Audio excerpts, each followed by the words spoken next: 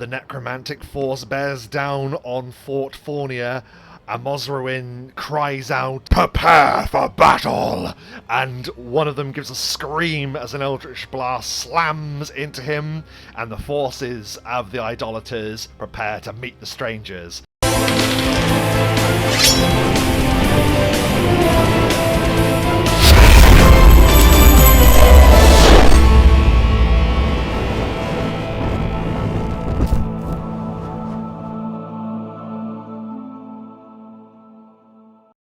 Hello and welcome back to Roll the Bones. My name is Rob and I'm joined as ever by my enigmatic and confusing players, Mike, Dom and Matt. And I asked them the immortal question written in the stars: what happened previously on Knights of the Apocalypse? Stranger Times. Big old fight. Yeah. Literally big. The Pariah. Pariah Salamander. Which is just fun to say. Parry Sally. Parry Salamander. Parry Sally. Parry Sally. Very good. Well done. Okay, that's undermined that epic encounter. So There's an episode name right there. Yeah, we took him down. Threatened us. Told us we were going to get our lives ended if we didn't leave, and we didn't leave. And then It wasn't we missed our him. lives that were ended. Mm. Yeah, it was a really good fight. It was exactly as we like to do things. Nerf the bad guy until they are but a shadow of their former self, and then go in for the killing strike. that's It was right. fun. Yeah. On defeating Parry Sally, the strangers activated the Waywell, which they had been advised upon in times past, which was a nice little connecting of the dots. And it transported you, for Obsidian wished for you to go to Ireland. And to Ireland you Obsidian went. Should have known better, because Obsidian meant to say Agistel, but unfortunately the person playing Obsidian is a moron. And said Ireland instead of Agistel. But it's fine, it worked out alright, because it took us to Wist. Wist. That's right. Wist is Cool. a town that you've heard much about from your friend Brigid of Wist. And upon your arrival, you immediately entered a tavern, I believe. You pretty much just went beeline straight to there, didn't you? Almost. Before even getting into the tavern, I believe Obsidian decided to activate his fear aura. Oh, that's right. Yeah. Before he Yeah. entered, that's correct, yes. Obsidian was perhaps a little under the collar, a little rash. Thought Yes. the best way to, make a name for themselves here was to just be the strangest version of the strangers. Oh, yes. Shit-castingly scary. Everyone good and scared. Rule through fear. Scary? I have here, there was, yes, Obsidian's fear aura, Sylaster attempting to settle the situation by laughing randomly, and Ansel of all people was Most disturbing laugh ever. the normal one. Yes, Ansel attempted to be normal, but is not in the best place to do that normally, and even less so when the introduction was Obsidian's fear aura and Sylaster's lack of charisma aura. Well, that's such a name for it. But it worked out all right in the end. It's all good. Yeah, we met, So far. I suppose, our first proper ally in Ireland, which was Delver, That's right. ally of Swissstone. And if you want to know more about Delver, please tune in to the previous Omen Wars. And we were briefed, basically, on the Idolaters in the area. Fornia was probably the next stop to go to. and gave us some advice and quite a lot of important things. There to was a consider. lot of information, but I think for those watching, rather than do a big lore dump, go and watch it. Or, very briefly, it was, we need to take out the idolaters essentially quite quickly, so that we can turn our attentions to the war that is going on at the rush front of the Dominion, because that is essentially going to be a big distraction from the end of the world. That really is the big. So we need to solve this problem so that we can solve the next problem, so that we can solve the big problem. Was the sort of point. The two things to consider was the look into the Order of the Sages and muster the Pentad. Yeah, that's right. The Pentad, very quickly, a fighting force that effectively sign a contract, an infernal contract for 420 years of service to the Queen Malvara, who has commissioned the strangers in this task to destroy the idolaters. So yeah, you left Whist pretty much straight away. After years, sorry, just as a point, that number, just, I don't know what it means necessarily, but it did not escape Obsidian's notice that is the same number of years that they were given to fulfill the contract with the Dogai. That's right, yeah. So why 420 years is an important number of years, I don't know. I don't know if it's relevant or if it means anything, but it's just something that he took note of and went, wonder why that's the thing. There might be a reason. Yeah, well, What's the relevance well, of 4 and score? 4 and score. Yes. The other thing you were asked that if you do have time when you get back to discover if you can find a cut purse known as Lambskin. Do you remember what Lambskin's been up to on the streets of Whist? Oh yeah, he keeps robbing drunks that come out of the. That's right. Yes. Out of the tavern. Yes. That's right. So anyway, it feels a little bit. Solving that problem feels a little bit like killing a fly with a bazooka at this point, given what level we are. But Obsidian did feel a little bit like he owed the barkeep. That's why you're asked. That's right. Yeah, that's why you're asked. Correct. So you then very quickly departed and headed south towards Fornia. But when you decided to take your night's rest, you saw flaming torches in the distance dancing within the darkness of early morning, like 1-2 in the morning. And you went to investigate. What did you see or find? A carnival. A big old carnival. There were some strange-looking people. There were some people with snakes that seemed to be made of something very strange, glowing snakes, was it? Yeah, sort of ethereal-looking snakes, yes. Ethereal, yeah, sort of shimmery-looking, yes. Was it Oof the ogre? Oaf the ogre clown, Oaf. Yes. Yep, Oaf the ogre clown. The ogre clone? The ogre clown. You accidentally dropped it there. He's a clone. He's a clone. Now we know. The twist. There's more than one. You know what they're up to. Yes. Yeah, there were all sorts. There were acrobats with funny masks. There was, the ogre clown, as you rightly say, and as well a ringleader known as Fortis, who offered you merriment, pronouncing that this group were the Revellers, and through their strange, mad words, you deemed them to be effectively partying their way out into the apocalypse, enjoying hedonism and debauchery and pleasure and drinking and feasting up until the very end. And they invited you to join in their feasting. They did what, sorry? Except that they tried to poison us.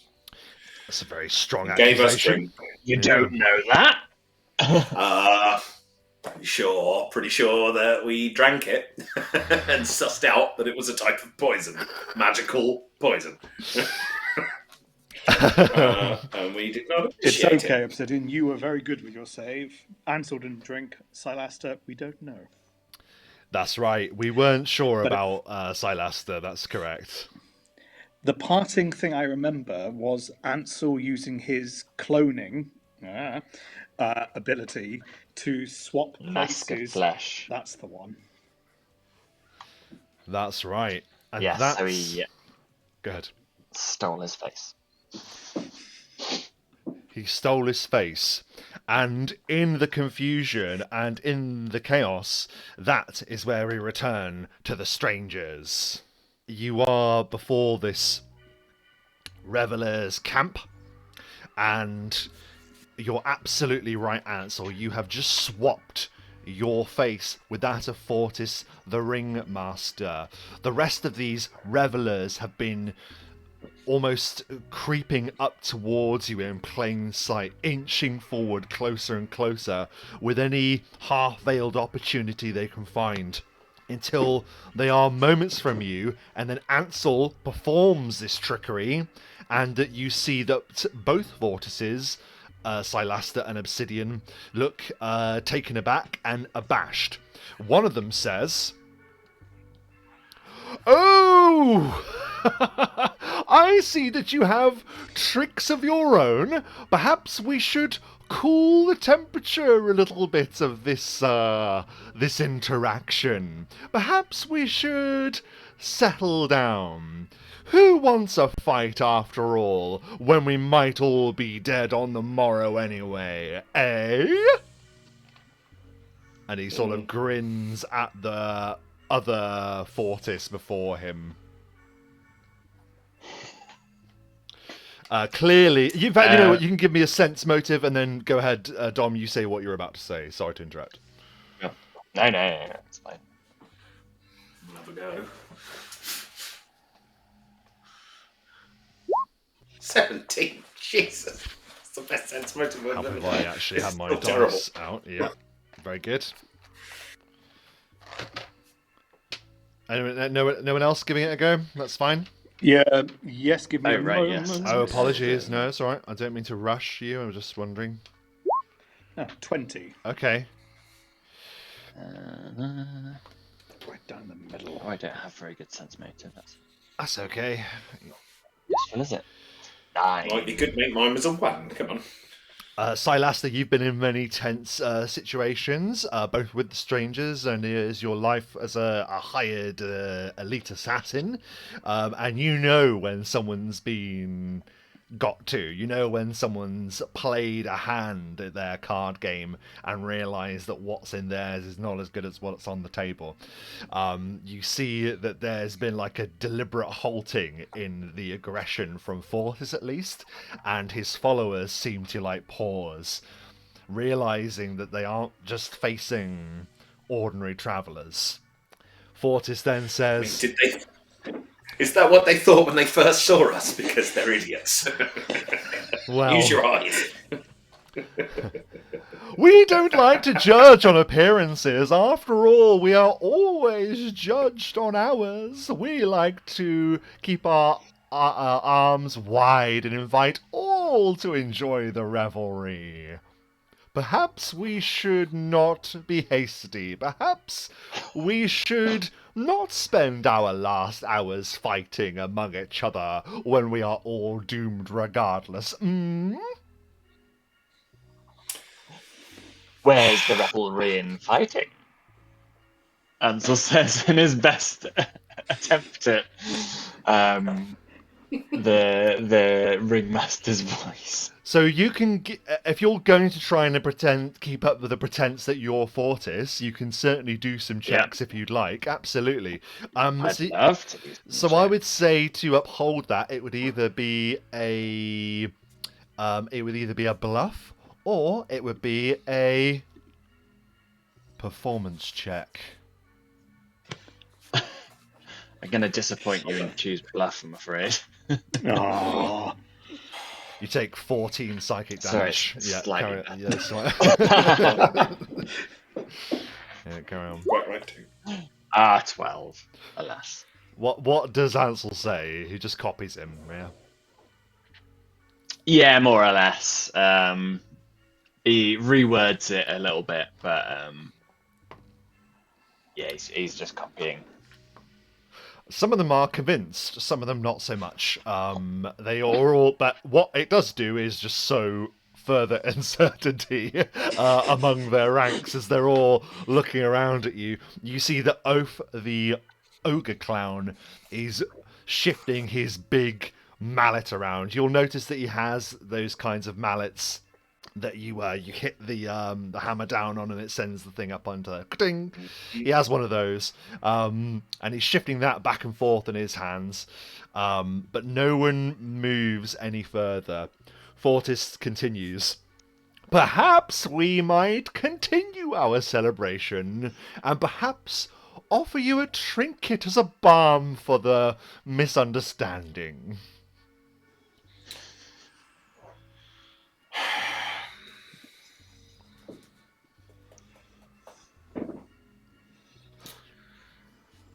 After all, we would have no use for them, and perhaps you may not either, but they may be of interest. Do like things. We do like things. We usually like drinks too. But unfortunately, your last one, it didn't feel very good. Oh, That's the problem we're trying to get past before we take anything else from you.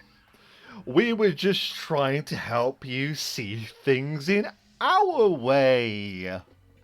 It wouldn't have harmed you. It is what we all drink here. We share what is ours. See? And he gestures to one of his compatriots, the acrobat on the right of the map, and says, "Behold!"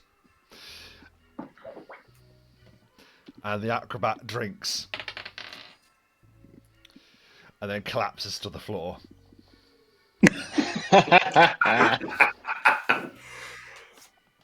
Can't help but notice we've not drank anything, have we? Ansel says to the ringmaster. Very well. Perhaps you would like to see these items, and and if not, then we shall have to come to some other arrangement. What do you say?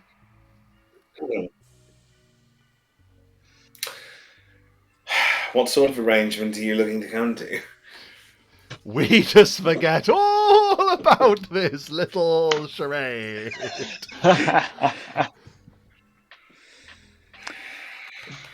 I'm curious. Fortis is looking at you both.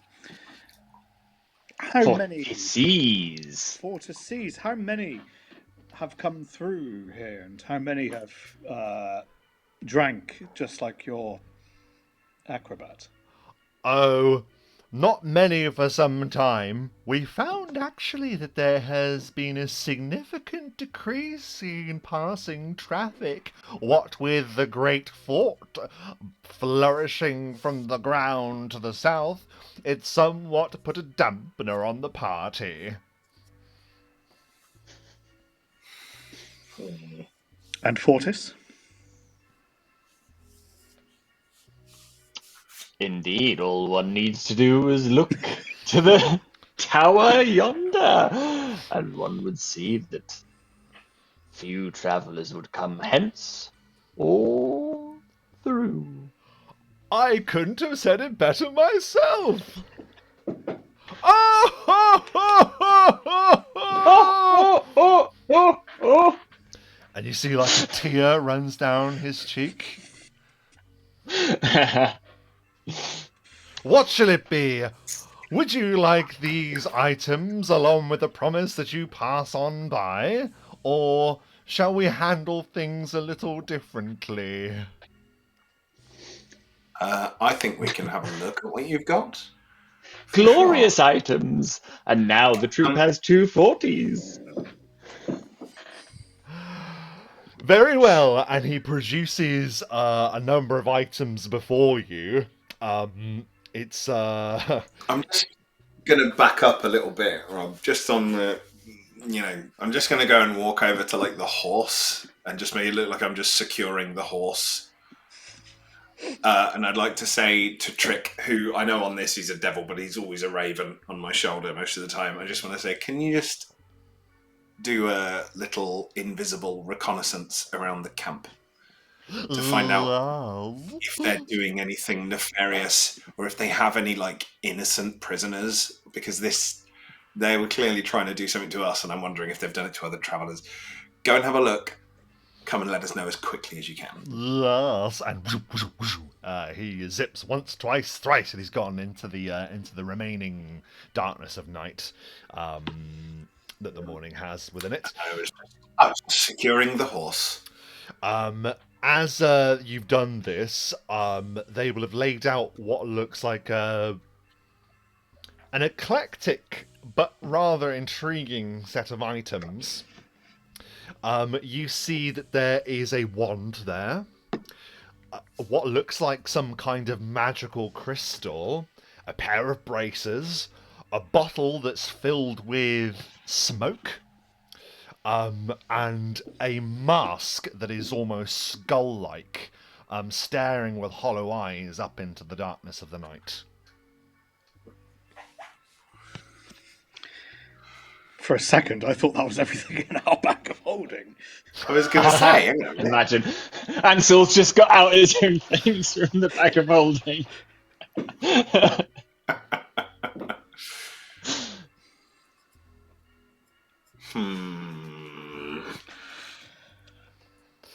It is what we have to offer. Sorry, Mike, go ahead. Fortis is this mask. What is this? Oh. This one? This one? Well, as I understand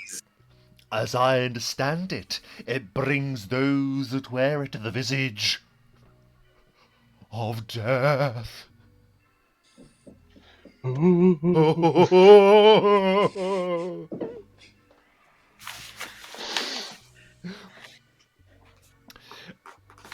You can give me a knowledge arcana on the mask if you like.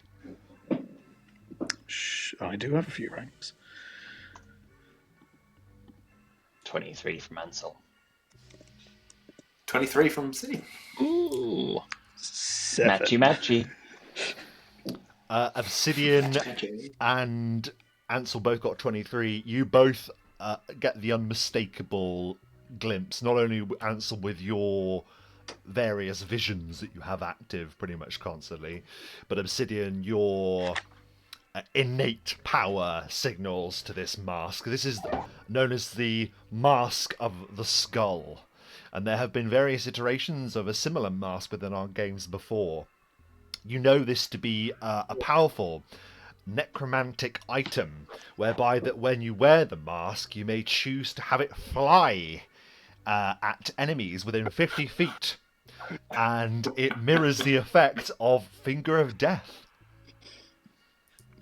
Holy shit. Fingers. Wow. Once per day, yeah, the mask can fly up to 50 feet, and it attacks a creature, and it gives the power Finger of Death. I'd have to look up the DC, but it's a relatively high one, as I recall. That's powerful. I'm already wearing a skull sort of mask that I've built into this mask. That's right. But this mark would float. No, it flies off of your face, but I think you have to wear it for it to function. Yeah, you've got to wear it. Gotta wear it. The thing is, though, is it better than the mask you've got? No. Well, yes and no, but it's not. I already have Finger of Death, so actually, it might be better for one of you two to Well, Sylaster is lacking in ranged options somewhat. Sylaster, and also lacking in facial wear, I think. I have my hood. You do have your hood, absolutely. I don't need to You can hide my attach it face. into your hood so that when you pull the hood up, it comes down over your face. When you take the hood down, it sits on your back. A la Wolverine.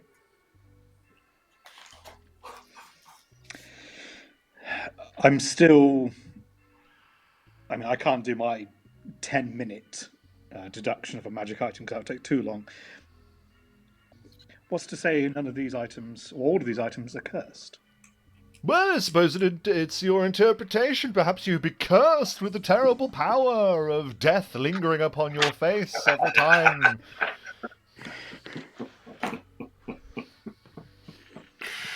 I don't consider death a curse. But the... Well, Obsidian yes, of says, course. It is inevitable, of course. That's why we celebrate. This is why we rejoice in the coming Armageddon, for it has liberated us of our inhibitions. Now, will it be a deal? Wait, What what's the is deal? The deal? You're just giving us a bunch of stuff so that we'll go away. Well, yes. Yeah. Yes! As a balm Wanted us for to the misunderstanding. It is just a gesture. Just a gesture. It's a party favour. Yes.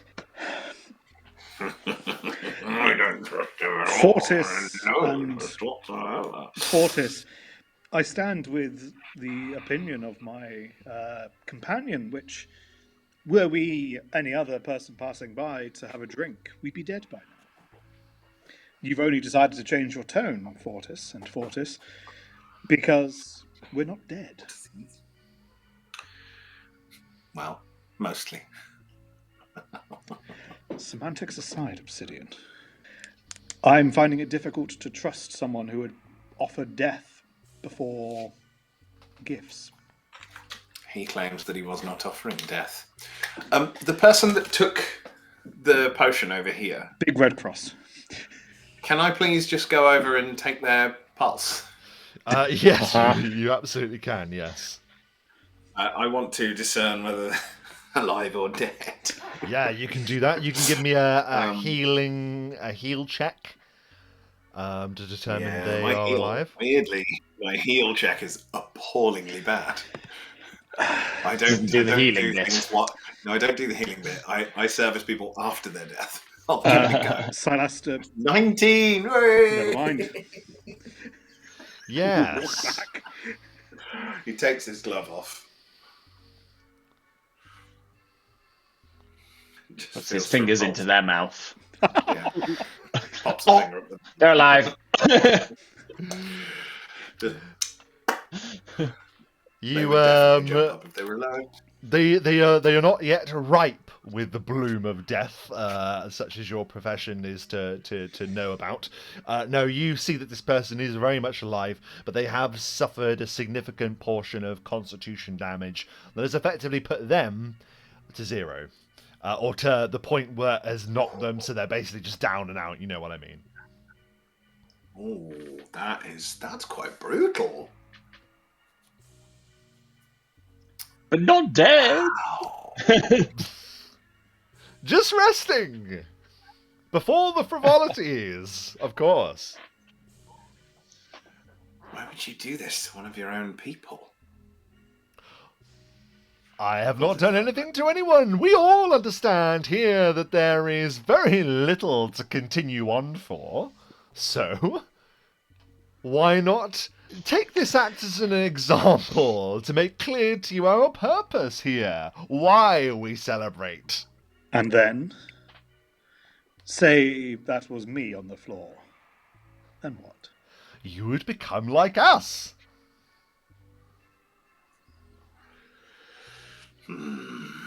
Don't knock it until you've tried it, Sylaster. Now, Ansel what's it to be? stares at What's it to be? What's it to be? I would have your answer, sirs. How long's it been? By this Stall point, it, Trick, you can feel flits back to you invisibly, Obsidian. And Trick says, I don't see any prisoners. They have bags and trunks, but I can't see anything of wealth inside. But they might have taken these items off people passing. Who's to say? I do think they probably have stolen these items, but they don't appear to have any bodies or living people prisoners or anything like that. No, not here. What's to stop them?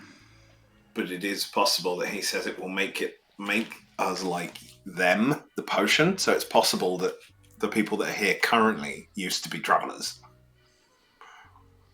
And this guy has poisoned their minds somewhat.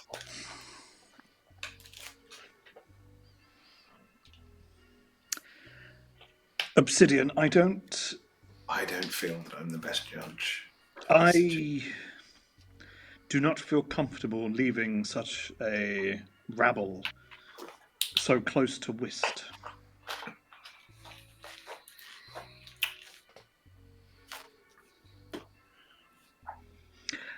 Tell me, Fortis. We could promise to move on. Both of you. Yes, that's a very good idea. Yes, we will just move on then. If it is your concern that we travel too close to the port town, then we shall head further inland, where there will be more revelry to be found. Okay, Fortis, to both of you. Answer me this. Who started this party? Who gave this liquor to those passing by? And how many have there been? Well, that's a very good question, one which I wish I could answer, for it's rather strange. I don't remember anything before this time.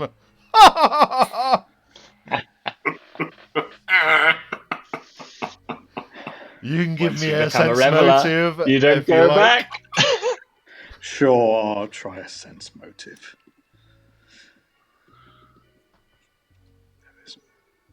Oh, fuck. Nope. Makes sense. He has no memory, of course. He doesn't seem to remember. Again, I don't feel that I'm the best person to decide whether it's the right move to leave or wantonly kill all of these revelers that creep me out. As you seem to be paralyzed by the existential dread that binds us all together in this miserable lot we all share, I shall leave these as a gesture. I'm going to cast Detect Magic on the items on the floor. Yeah, absolutely. Let's actually do something.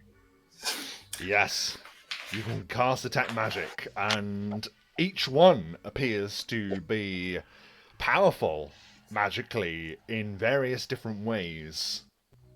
The wand is powerful. Well, they're all powerful. Yeah, they're all detecting as very powerful items. What they are, though, will require further scrutiny, of course.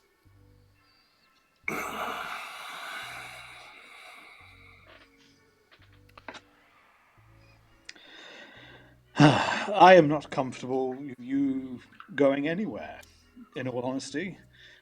Anywhere you go, there are going to be people and travellers, and what's to stop them joining your motley crew? It is not the done thing. Unless you disband here and now. We'll be more than happy to move along, as I suggested.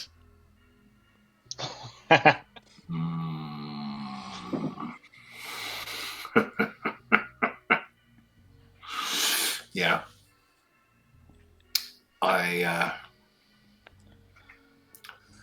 Yeah, go on. I'll pick up the items. Very good. We shall be bag. on our way then. It was a pleasure. I'm afraid I didn't catch your names. We are the strangers. The strangers. It is good to know. Very good to know. You'll remember Fortis and the Revellers now, won't you? If you do happen upon us again, of course, in a place far from here, he nods to you, Sylaster, feel free to give us a call. We'll be more than happy to offer our services. Until we meet again, says Ansel. And if Fortis is starting to like bow and walk off, Ansel copies him and like loses himself for a minute and follows. It is a thing of almost military precision. They all sort of like scoot back to their encampment and begin breaking down the camp, and then begin moving on. Leaving the items where they are. So just a reminder then, as they disappear into the darkness, Fort is going, farewell, or maybe not, we may be all dead tomorrow! Gone into the distance. With that, yes, their clownish cavorting music comes to an end. Yes, and they vanish. So you are left alone with but the fire and the items. You do have a small amount of time left where you will be able to rest, and I'll just say you'll be able to rest to the point where you get your spells back and stuff, because you were chilling in Whist for a bit too. Any thoughts and feelings? Questions? What we're doing? It's a shame I like being a ringmaster. You were very good at it. Well, there may be time again in the future, Ansel. I do think Yes, maybe I we could could imagine myself joining the circus, running away. keep an ear to the ground about that group, but I don't think that straight up destroying them would be the best. I don't option. trust them, but you're right. Absolutely, I don't trust them. I don't Far trust too them much fun to kill. as far as I could throw them. But obviously, it's a very different story for you, Sylaster, because you could throw each and every one of them Like a meteor. across the. Yes, I could.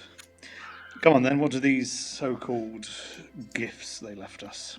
Yeah, I'm a little unsure about it, but You'll be able to take your time to examine these. I'll be more than happy to just tell you what they are. So yes, you have a Mask of the Skull, first of all, which, as I mentioned, once a day,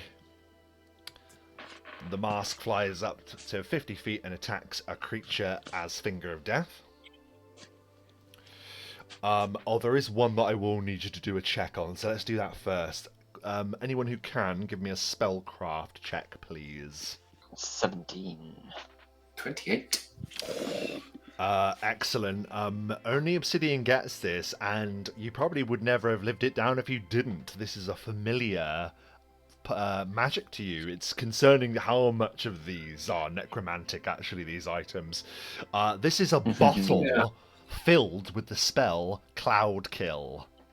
Effectively making a projectile bottle, when smashed, would expel the Cloud Kill effect on impact.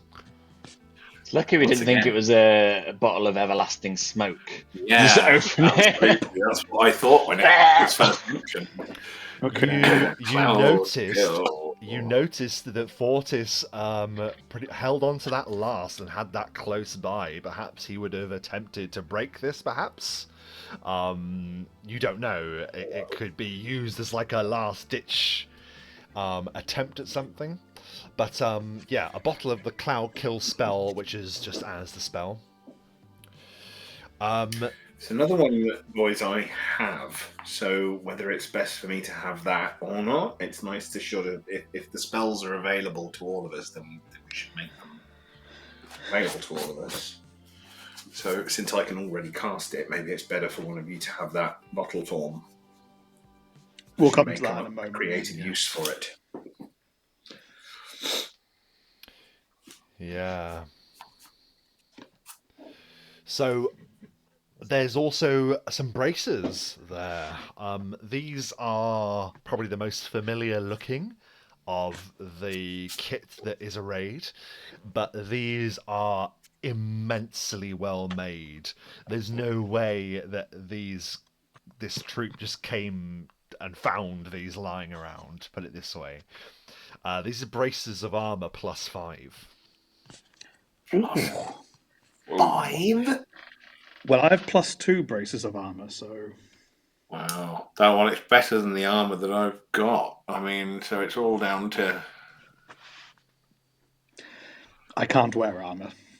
Want to arm wrestle for it? Arm No, wrestle you one of the can't wear zombies armor. for it.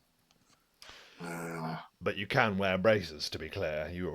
I can wear you already have braces. +2 ones, yeah. Yeah, I can't wear leather armor or chainmail or anything like So it would up your armour class by 3 points. that. Yes. It would only up mine by 1, because my chain shirt is obviously 4.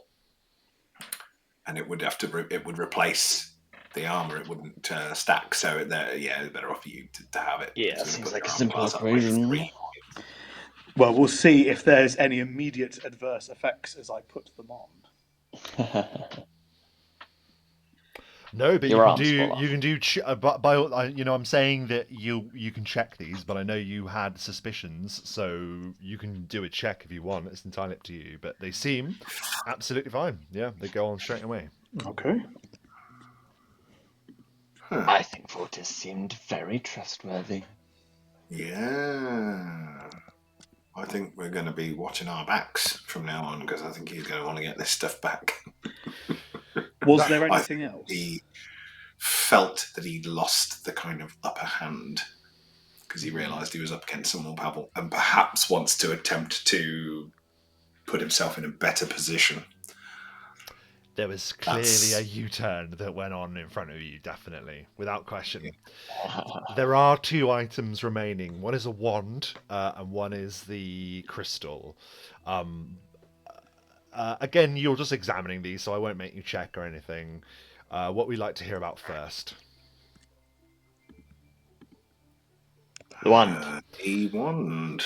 This is a wand of inflict serious wounds as a level 5 Ooh. caster, so this would be 3d8 plus 5. See, Two eyes just lit up. that would heal me. Yes, it would heal you, wouldn't it? Absolutely.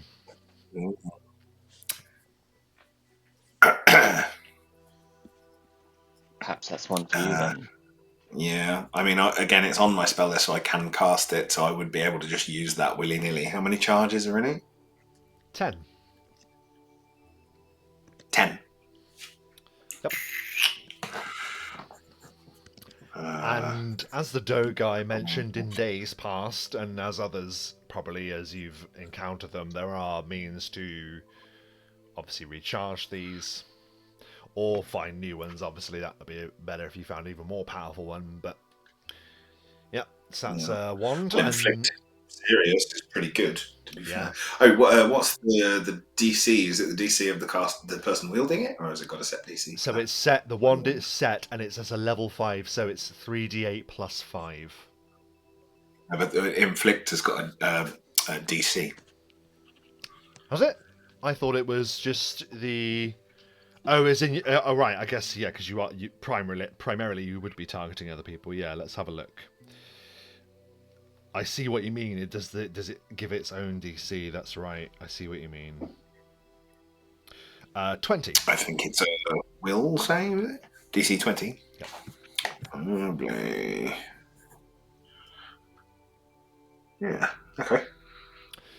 And then finally, the crystal shines up.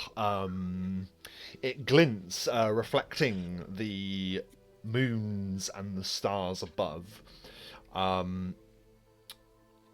You recognize this to be... In fact, no. You know what? I am going to make you do a check for this one. I take it back. Knowledge Arcana, please.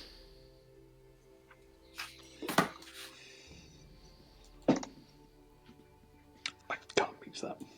25. A rare find indeed. Wondrous, you might call it. This is a beautiful crystal, and that you can see that on certain angles, and only at certain angles, the light reflects out of the crystal to show a sort of like a faceless face, but with a single eye in the forehead. A relic of the cyclopcracy from ancient days.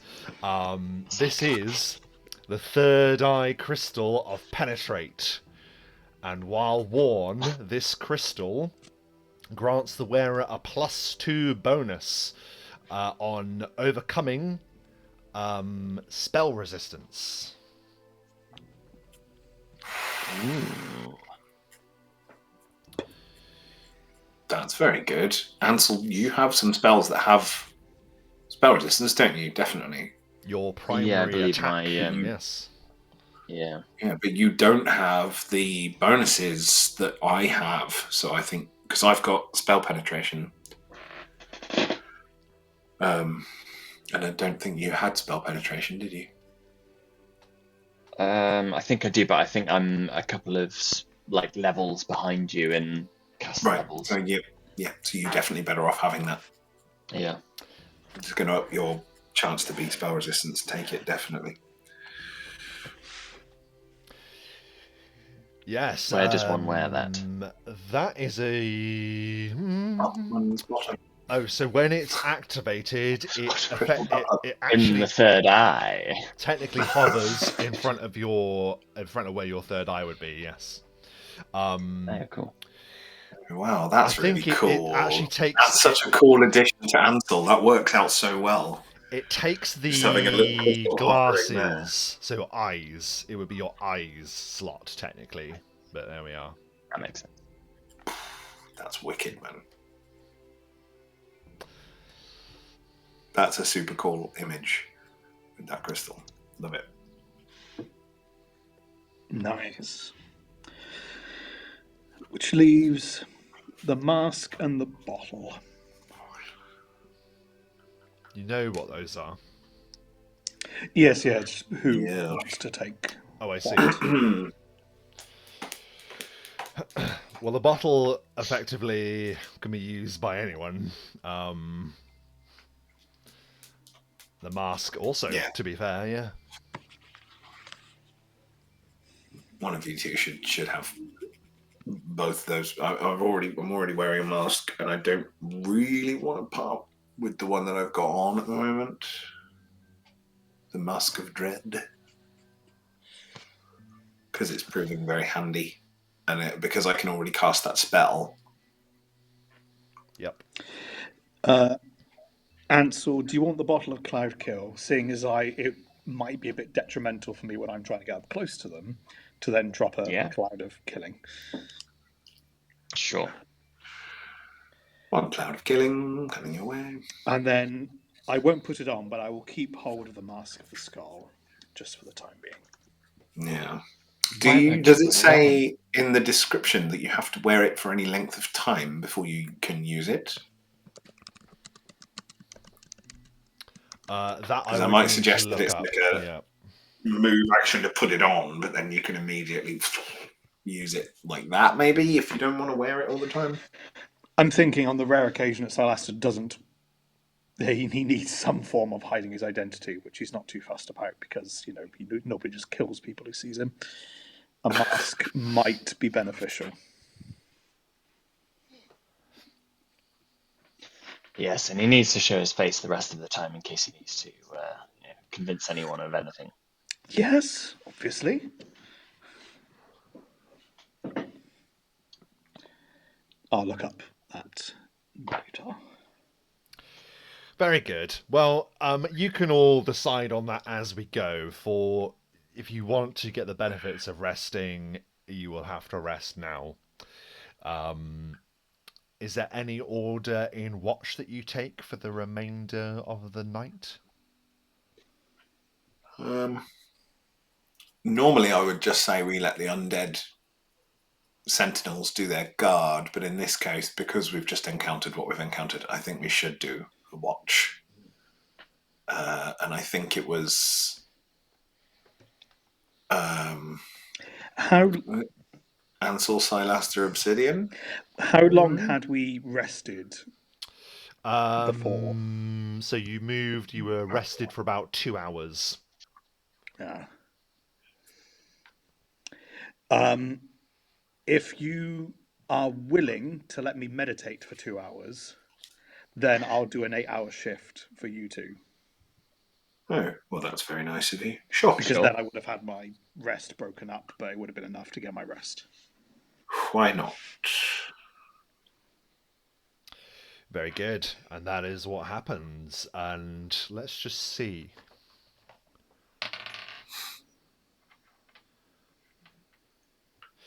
The night appears to go without issue.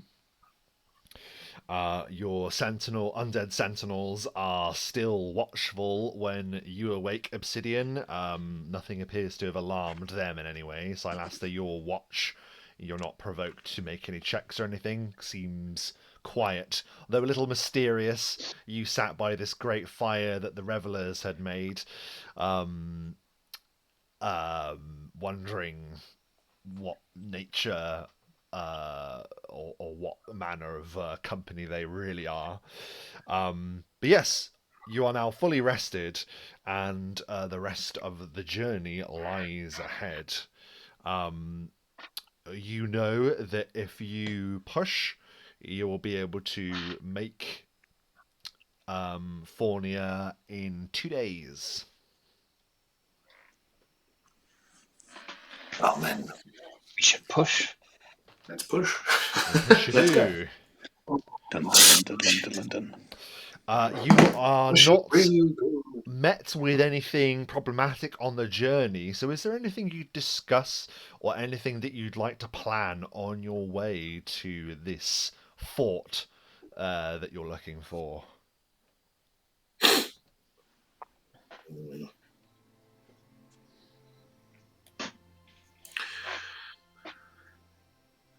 We don't actually know a huge amount about the exact fort itself, except from what we can see, do we? We haven't seen plans for it, for example. Only that it came from the earth, so they Mm. say. Does that mean it's made from Earth, or is it just emerged from it?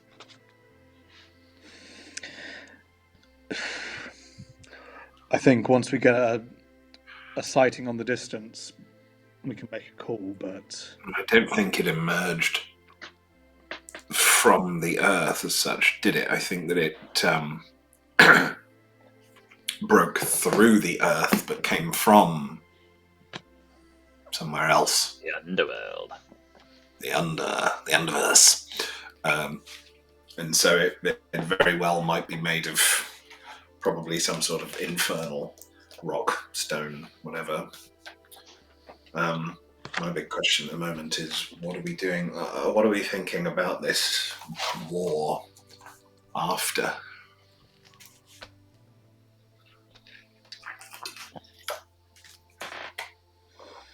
In regards to what, sorry? The war. We were asked. He said that there was the idea of choosing a side, sticking with it, basically trying to bring the war to an end, so that we can then focus and get the winning side to focus and help us beat the Knights of the Apocalypse.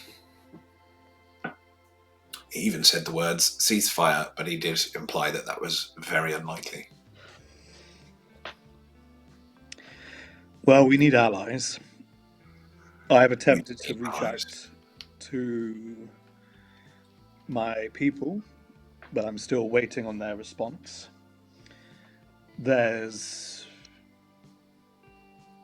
I have a contact in Adgerstel, which is not much, but he may have connections to more of the criminal side of things. But larger scale than that, We know the Queen. we do know the Queen. And pray, would Would visiting the gate? They said it was found, just like the one we found in the We did west. say the gate was found. Yeah, visiting the gate could be something on our list. And the question is, what do we know of the Dominion? I mean, I'm not. If you're going to align with one side or the other, you need to know everything that you can about both sides. Make an informed decision. Often in a conflict, it's fairly clear which side you align yourself with. Well, But I the don't want Court to of assume. Whispers are aligned against the Dominion. We're already aligned to them, correct? To an extent, yes. Yeah, I mean, they've We've done a aided us. few jobs with them.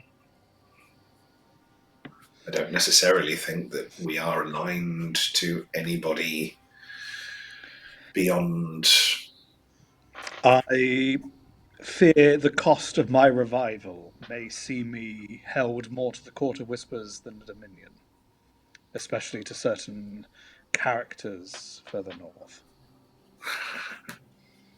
Yeah, I mean, if they were helpful to us and were seemingly on the side of decency and good and all of that, then it's obvious which side you want to go with. I'm not saying that let's consider the dark side and all, but good to be informed. I suppose. I fear the minute the wraiths come a knocking, I will have to prioritize something on that part. So Are these actual wraiths? no. So That's a shame, because you'd be fine. They call themselves the Wraiths of Arvenath.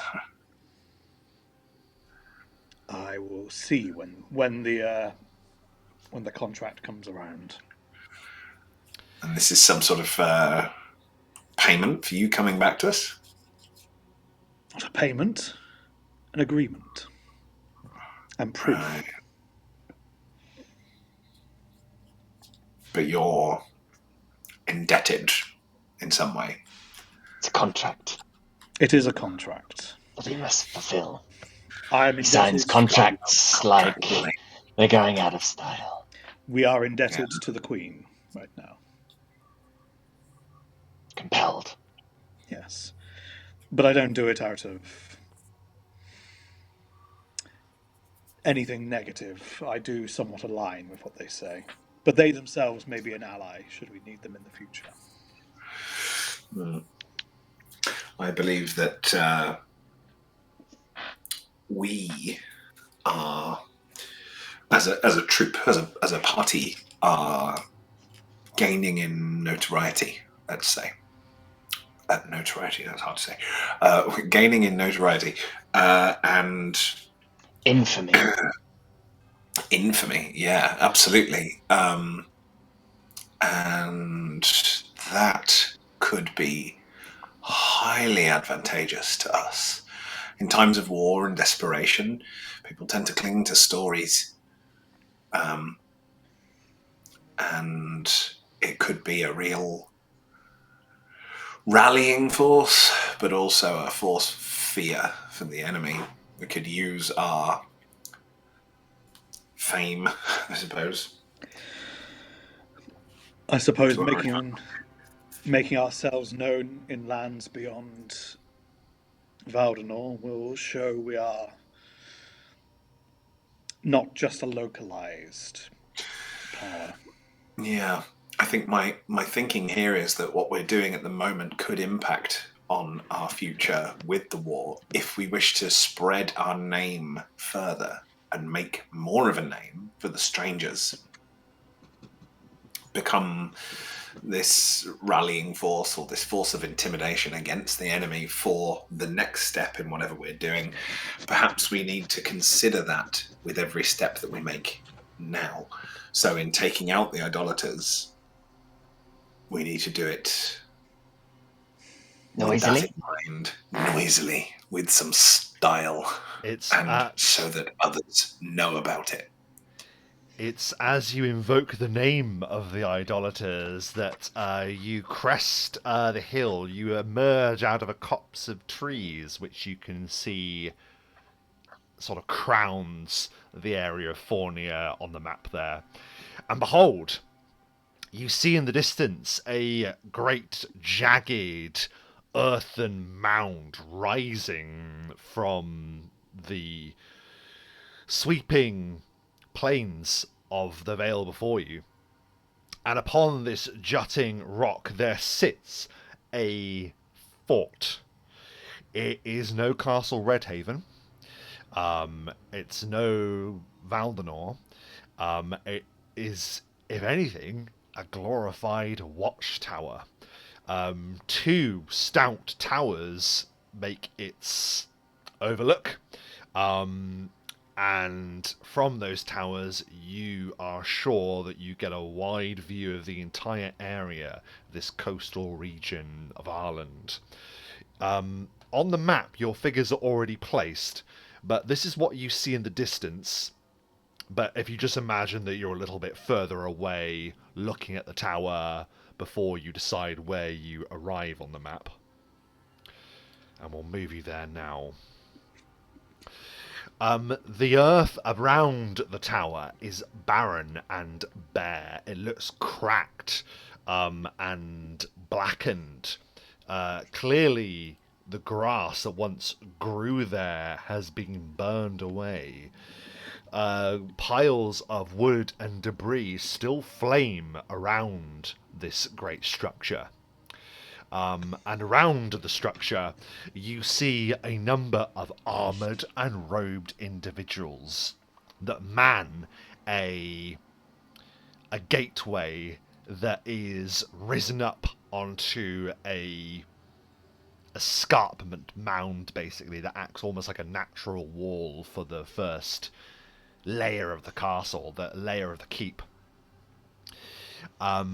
And what is even more terrifying is it does not require any spot check for you to tell that there are a number of winged creatures that seem to fly around the top of the castle, the fort rather. White winged creatures that appear to bear terrible looking blades. You see these white winged devilish looking creatures that seem to circle the tower and come to rest every now and then upon the heights of this structure. But that's what you see before you. How high does that tower on the second escarpment look? From the drop at the front, it looks about 80 feet tall, all told. Okay.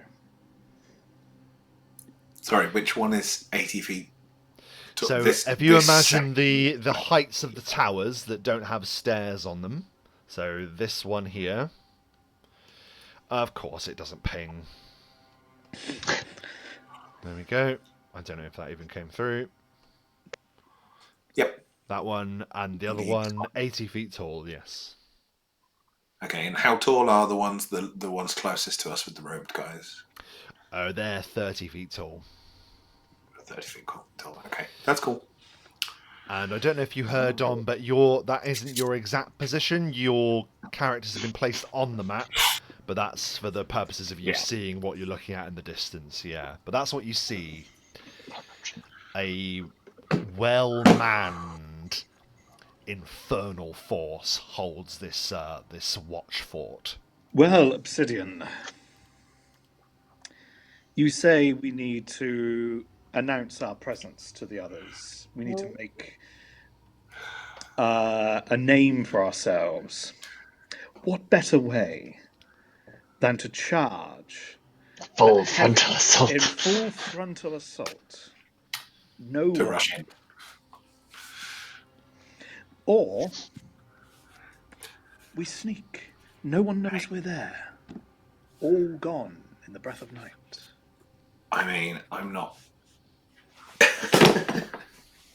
I don't want us to be stupid. Like that too. My idea is stupid, but I don't want us to be stupid. I want us to be rash. What I do want us to do is when we're putting on a show. Let's put it that way. We're putting on a show. We want to make it look like we are out and out, unbeatable, a force to be reckoned with. I don't need to put on a show. I know that we are a force to be reckoned with. You are amazing. But I want us to be sure of our situation and what we're against and what we're going to do before we go in. I don't want us to just rush in as if we're all a bunch of, like, we are the most unbeatable. Don't be really sure of yourself, but look like you're sure of yourself. Do you know what I'm saying? But I think you're right. This is an opportunity. How many survivors? Oh, what? We leave one survivor to tell the tale, right? That's tradition.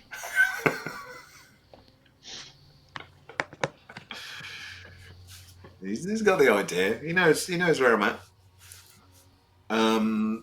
Do we remember? Did we get the name of which of the idolaters was going to be here at this point? Yeah. This would be. Amosruin resides here. Yes. Idolator of the Third. Right. I mean, does this building look like it's got an interior, or it's just like a solid watch tower, like it's a post? Yeah, it's pretty much a watchtower. What you see pretty much is what you get. You imagine there'll be a few internal holdings, but you remember that something Delver said. You said that the Fort of Fornia was really the crown of a greater power that resides beneath it. This is very much the tip of the infernal iceberg. Yeah. Okay.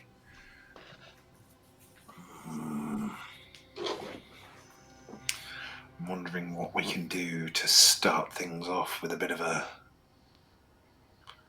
bang.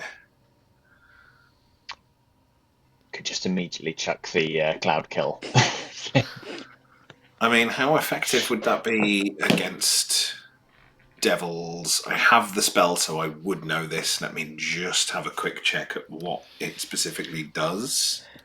As a rough description, it is a cloud that steadily whittles away your constitution when standing it to the point poison of death. is the problem. So it's a gradual. Yeah. Immune to poison. Okay. I think. I'm not 100% sure, but devils and demons have immunities, and poison is probably one of them. Does anyone have any idea what that flying creature is? Ooh, great question. You can give me a knowledge the planes roll if you have it. This is where Galaric would have been very useful. But Galaric could have been in his element here, yes. I've got 5 in it for some reason. You'll remember it was Galaric that had a missive delivered to him from the idolaters, you might recall. Yes. Oh, yeah. And to hear more. I'm so sorry. Did there 19 on it. 19 on knowledge of planes? Did you roll as well, Obsidian? Yeah. Oh, okay. No, I don't have knowledge of the planes. That's okay. So. Ansel, yes, as we discussed, you of all of the strangers are the one that borders man and beast the most here. You know these certainly to be hellish entities. You don't know an awful lot about them, but the name Abishai comes to mind at the look of them. Say that one more time, Rob. Abishai. I'll put it in the chat. With that, you don't really get much more with that, but you know that they are infernal creatures. They are devils, medium outsiders to be specific, and yes, you do know them to share the devilish immunity to fire and poison, like a lot of them do have. Not all, but most do, and you suspect that these are immune to the poison that you've been discussing. Okay. In which case, what we could do? Do we want to just like sow a bit of carnage? Yeah. Let's sow a bit of carnage. What's the sort of distance? Right. So, what sort of distance am I at? I can do this at 100 feet plus 10 feet per Well, level. we're not there yet. This is from a 240 distance feet. we're seeing this. Yeah, I'm afraid because of the How limitations far of away the map are that I've we? made. Well, this is it. At the moment, you're at the crest of a rise, like way off in the distance. As far as you could be to see that there are figures on that wall. Yeah. You can deploy anywhere on this map. I know obviously there isn't much in way is the very front point of the gate, but we can say that your movement will start from when you enter the map, so you're not going to be at a disadvantage in that form of things anyway. Yeah. Yeah. They've got a watch on the go. It's how close can we get before they're going to spot us approaching. We are not in any way That's spy. just it. Yeah, you don't know. I need to get within 240 feet to do some of my long distance spells. I think Ansel and I could probably close the gap very quickly. Yeah. But obviously we wouldn't want to stagger our approach too much. Just so you know, I'm going to drop into the dance of the spider now, so I'm in that stance, which means Do I it. can spider climb at will. No. Do it. Do a dance of a spider. Thank you. I have no charisma. I'm just. Fantastic spider dance. Or isn't it the... That's a Spider-Man dance. That's the dance of the spider, surely. The dance of the spider. Look, the minute we get close enough, we're jumping in. And Yeah. I'll say this. I have some plans to cause a bit of carnage. I'm happy to go up top quickly. I mean, I won't be able to get there straight away, but I'll aim to get to the top if you're Obsidian, you're happy with some of the ones more localized. Yeah. I'll just stand at the front gate and give them hell from where I am. Ansel? I can get anywhere within 50 feet pretty fast. So, well, instantly. I can't then do anything, but I can get in amongst them pretty quick if need be. I've got 2 teleports. So I've got 2 shadow moves that can get me up to the top in a round. Can you all give me a spot check, please, as you're sort of assessing the tower? You're there for some time, so it's going to count as you sort of watching the tower for the fort for a little bit. Ooh, 24. Oh, that's great. That's spot on. Ooh, 20. That's fucking good for me. With the mask. Finally, these magnified lenses. Obsidian Ansel, you would see this you would see this eventually. Sylaster, you see this immediately. You see the roiling red mists, fires of a familiar power, the same power that Gurglegut had used to arrive in that monastery building in Stone Seat. Atop the fort, you see that a figure manifests. Okay, lovely. Ooh. You see a... I'm very sorry, I've done him an injustice there. There we go. A huge devil appears on the top of the primary tower there, and his voice issues booming from the top, and he says, "Is there aught to report?" And one of the men on the top of the walls says, "No, Lord Amosruin, all seems quiet. This massive devil, will survey the landscape with a sweeping gaze, and he will give a long, deep snort. Be vigilant." And he will remain on the tower. Right. I fear if we are to make a move, it must be now. Yeah, I think so. So, can we come at them from...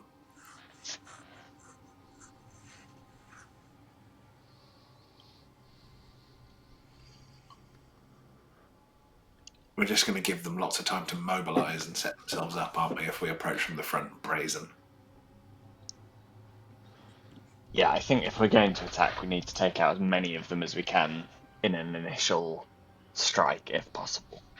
Yeah. Well, I mean, it's just a case of how quickly do we move if we were to charge. I will be unstuck. Just, is there random, like, detritus on the way that could act as points of cover? So, hypothetically, if I were to do some hide checks to get myself closer, to then do a distraction at the back, which may give you more leeway to charge ahead, Yeah. would that work? Yes. Okay, what? I mean, only to an extent, because obviously they're not stupid. A distraction is not going to distract their entire watch. A big enough distraction. Yeah. A big enough distraction might. What sort of distraction do you have? An explosive? Because where's that been? No, I don't know. It's just that, or we just leg it towards them. Rob, if we were to just charge full speed, how many rounds would that take us to be in the combat? To be in the combat, well, I would say that if it was a case of you just charging with no attempt to hide yourselves, then we will start with you guys wherever you want on the map, but initiative would be rolled immediately. If you move yourselves onto the map with subterfuge, they will get some checks, and that will determine whether you can deploy elsewhere to begin your attack. The problem is subterfuge is not my strong point at all, but we can try. Obviously, Sylaster is good at hiding. Ansel, can you hide? I don't remember. I can hide relatively. I'm not good at it, but I'll give it a go. I think, well, Oh, difficult no, with... No, okay. Oh, no, I can. It's 8, not 0. That's our target. We need to get rid of the target. I say we just go. You want to just roll with it and go for initiative. And besides, what better way to show our quality than to just stand and deliver? Fair enough, mate, yeah. Full force, straight in charge, then. I mean, I think what Rob was saying, though, is we can either just take a roll straight off of initiative, or we can try and use hiding and move silently and maybe get a surprise round. Doesn't even have to be hiding. So we might as well. So for instance, you can use a surprise round to deploy else to either make a check so you can come at it from a different angle, or some of you have the capability to teleport. For instance, from a distance, you could see, I could teleport on top of the castle, maybe, or whatever. So there are obviously other things that you can do in addition to a direct charge. But don't let me interrupt this bold charge into the fray, because I'm loving it, and I think that would be cool as well. You do as you wish, strangers. I'll happily try to sneak around the back. Okay then, Sylaster, do you want to see if you can make a check to see if you can sneak around the back?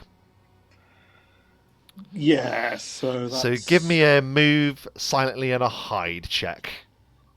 I'll give you my hide. Yep. And on success, this will mean that you can deploy elsewhere on the map. In 45 with a subterfuge. hide. Okay. God. They spot you. And 39 with a move silently, but I hope. Not invisible. So, for transparency, I'm going to be rolling 3 times. One for the Idolator Amosruin, another for the Abishai, and another for the collections of what appear to be humanoid soldiers in their number to see if they spot you, Sylaster. Okay. The only one that would be even close would have been the Idolator, but none of them see you at all. You, Sylaster, can feel free to position yourself anywhere on the map that's outside of the escarpment wall to begin the battle. So Sylaster moves round to the rear then. I'm right on the bottom, yeah. Very good, yes. So yeah, you move there, and you see that there are a number of barricades and stakes thrown together, lashed together with twine and the like. And it's how high is the first escarpment? It's level with the gate, so 30 feet. Fine, I can... Cool. Yep. So Sylaster positions himself at the rear. So that's Sylaster done. Ansel, Obsidian, where would you like to take the direct approach, or summon something, or teleport somewhere? My issue is that if I try and sneak in and I get spotted, it doesn't look. Because we were trying to do this whole thing like we look like we know what we're doing. I don't want it to look like, oh, you caught me. Do you know what I mean? I want it to look like, no, I'm just striding in there. So I'm not going to try subterfuge. If you want to, go ahead. I might try and teleport to one side, just so we've got a sort of flanking thing like to there, if that makes sense. Yeah, makes sense. Where did you go? Shall I do a hide once? If you want to hide there, yeah. So it'd just be hiding. So yeah, you can give me a hide check. I have something in hide. That's not bad. So Oh, 21. sorry, was that the result? Oh, sorry, Dom. I thought that was, was a sorry. previous roll. No, that's my bad. 21, perfect. Well, Amosruin rolls very poorly. The Devils. Ooh, one thinks that they catch like a glimpse of something out of the corner of their eye, but don't quite make out what it is. But I think that's quite fitting for Ansel, isn't it? Yeah. Something just there that you're like, oh, Just adds what? to it. Yes, was there a strange man down there on the plains? But no, they haven't made you, and now just the humanoids. No. So, Ansel, you are now also hidden at the foot of that barricade there. Amazing, well done, boys. I can't do any of that. I can't sneak in, and I don't want to get caught. So instead, I'm going to go for a grand entrance. Perfect. I will use a level 4 spell to summon my Sparkles. Sparkles is my Wyvern zombie. Oh, perfect. Yes, let me get the Wyvern zombie. The Wyvern zombie is entirely disposable. I just want to ride Wyvern in. Yeah, of course. Of course. The 2 wolves will charge along the ground underneath us. I will fly high above. Before going into combat, I will also cast Spectral Hand. Yep. Spectral Hand is level 2. So, Sparkles the Wyvern appears. That's for you. You should be in control. Control. Thank you. I will just move him, put myself off to the side, and he will fly directly in at the front. With my 2 dogs, my boys. The boys. Is the horse kept safe? The horse will hang back. He's not really. Yeah, I didn't put him on there. I can bring him on there if you want, but yeah. He's only good in combat if he has to be used in combat. I'm not going to put him into combat otherwise. Beside that, I'm riding a dragon. So. And dare I say, the salamander? Oh yeah, the salamander can come in for sure. We'll definitely bring the salamander in. The salamander's tough. You're happy for these all just to act on your turn to keep it simple, Obsidian, yes? Yeah, absolutely, yeah. Perfection. This in front, are there like steps up? It's a sloping mud trail up, yeah. Okay, I was just wondering how I'm going to get up there, but that's absolutely fine. Yeah, no, you can just walk up there, that's fine. Obsidian will reach into his overcoat and hold something in his hand, ready. Just remember that I retrieved it. You'll know what it is when it happens, Rob. I don't want to spoil it. Okay, yeah. Yep, so in comes the salamander as well. So if you imagine this then, Sylaster and Ansel have made their stealthy approaches, and Amosruin's words, remain vigilant.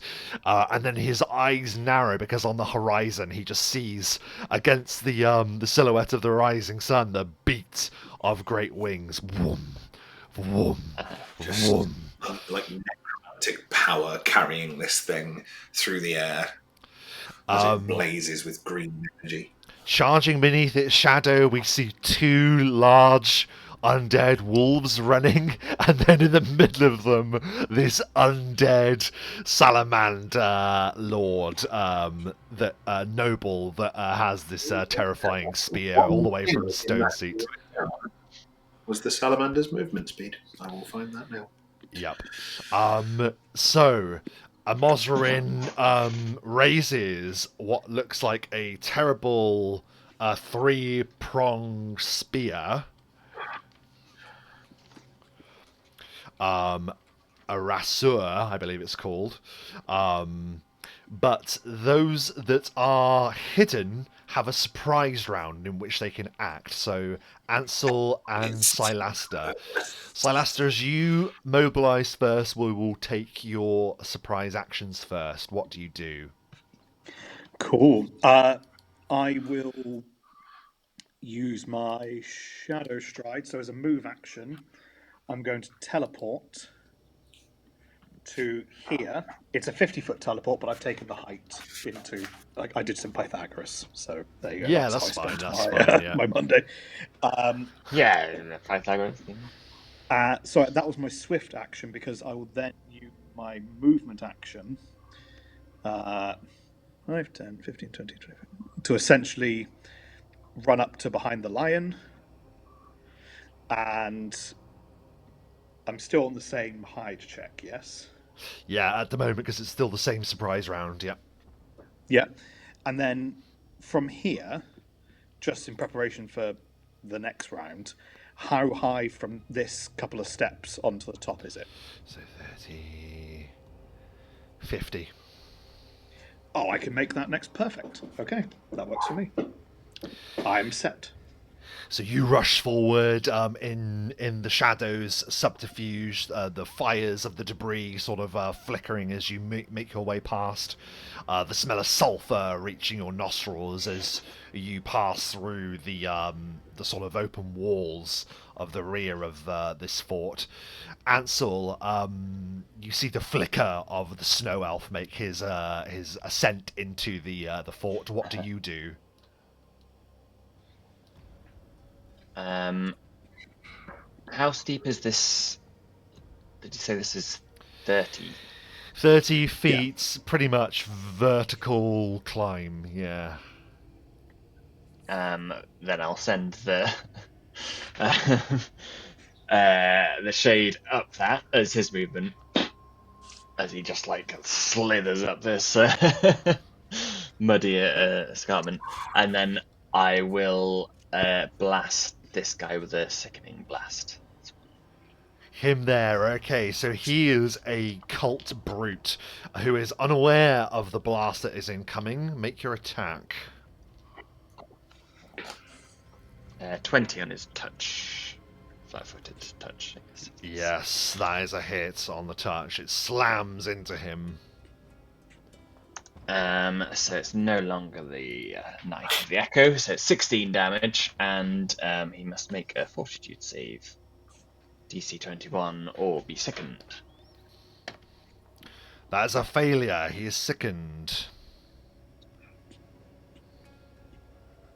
Excellent. And he takes 16 damage, yeah? Yeah, that was a pretty shit roll with 3 ones, but it's just the beginning. Everyone's eyes are sort of fixed on the necromantic force that appears to be descending upon them. And bam! This blast comes out of nowhere and slams into the guy that also sickens him. Anything else on your surprise round, Ansel? Do you want Ansel himself to move at all? Yeah, I'll shuffle forward to like hug the muddy sort of escarpment. And can I start climbing that? Would that be a... Yeah, you can just do a climb check if that's the way you'd like to get up Yeah. there. Absolutely, by all means. like Doesn't Ansel have a spider, climb as speed? in- Yeah. He doesn't have a climb speed, he has a bonus to climb. Ah.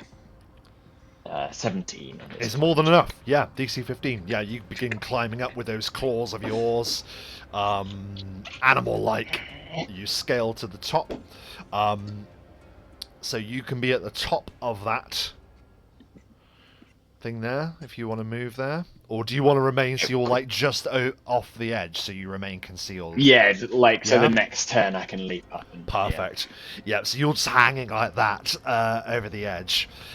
Is there anything else to conclude with the surprise round? No, I forgot I've got fly speed as well, so I didn't necessarily need to do that. But for the effect, we'll have climbed. But that's it. As the necromantic force bears down on Fort Fornia, Amosruin cries out, "Prepare for battle!" And one of them gives a scream as an eldritch blast slams into him, and the forces of the Idolaters prepare to meet the strangers. And that is where we're going to take a very short break. Don't go anywhere, because when we come back, we are going to have a massive battle after these short messages. We are back, and initiative is already rolled. And as the strangers push towards Fort Fornia, you see that the great figure Amosruin, the Malabranch, gazes down from the tower and beholds the threat of the necromantic forces that bear down on them. And raises his ranseur, the great three-pronged spear, and he appears to cast something upon himself. Then battle it is! And he gazes with malice down upon your approaching forces, Obsidian. But that is his turn as he casts something upon himself. Sylaster, it is now your turn. Your surprise round has meant that you have infiltrated the rear of the Fornia castle. What do you do? I am going to use my shadow stride. So as a move action, I shall teleport to there. Zoom. And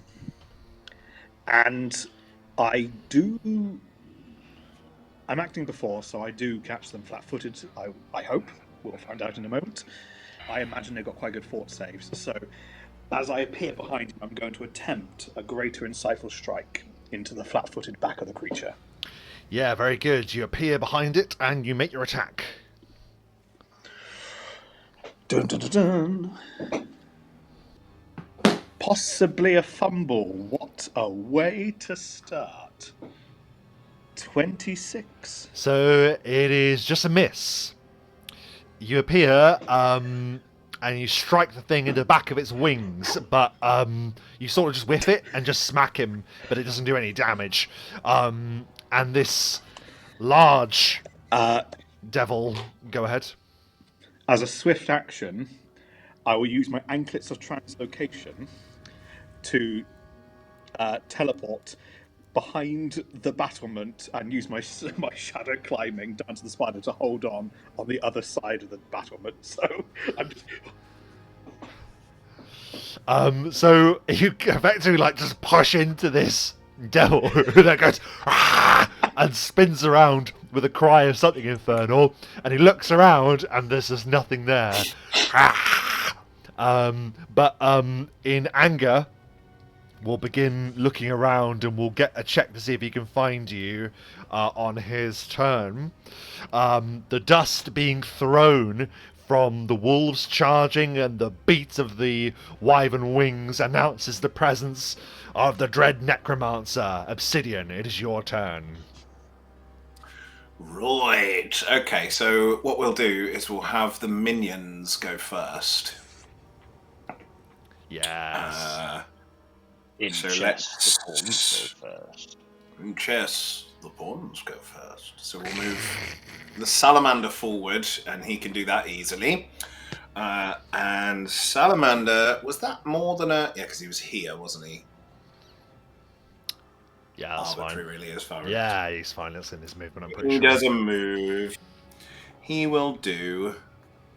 he will just go in for a stab with his long spear. I'm telling you, boys, this salamander is redonkulous. Oh yeah, they're crazy. The noble ones are crazy. 32. Yeah, I mean, he's weakened significantly by being a skeleton, but still. Yeah, so that guy he attacks there, with the long spear for 32. you rush forward and the salamander noble slams the spear into the brute. Roll the damage. So the spear, which gives off flames, it's burning, but at the edge of the flames, there's like the cold, the smoke that comes off of cold, as it does both at the same time in damage. So it'll do... D8 plus... So it does 17 points of piercing damage plus 7 points of cold damage and 1 point of... No, sorry, 7 points of fire damage, 1 point of cold damage.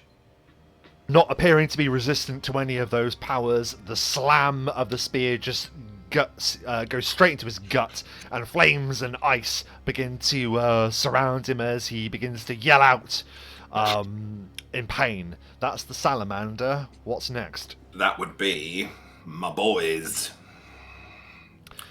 My wolves. So Mourn and Grief come snarling into the battlements. Mourn and Grief come running in and go for this guy. And so Mourn will go first. 23. Is a hit. 21. Also a hit. Lovely. So they both do their damage. To him, that is... So 2 times their damage would be that. Plus... So 29 damage from both of them, plus 5 and 4, so 9 points of cold damage as well.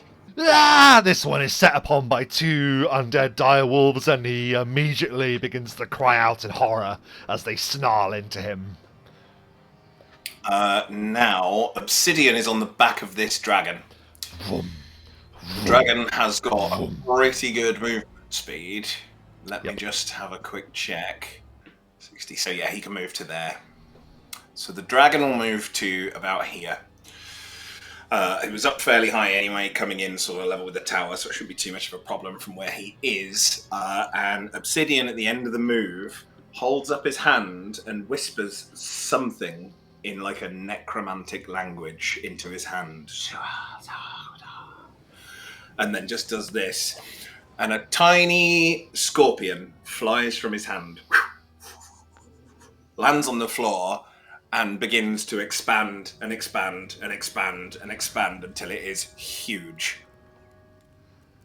And because of the range of the spell, I'll have it land about here. So I would like a huge scorpion. I'm pretty sure I can get a scorpion. It's not undead, it's just a standard looking scorpion, but I said at the beginning of Just your standard huge scorpion. Before he even got this spell, he kept a few scorpions in his cloak.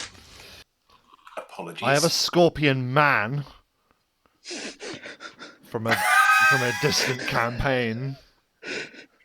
Yeah, I've got like wasps and all sorts. I'm but afraid that's going to have to do. Sorry, I wasn't prepared for that. No, it's absolutely fine. I wasn't necessarily planning on it I either. said I wasn't prepared for that. I didn't know you were going to do that, so there we are.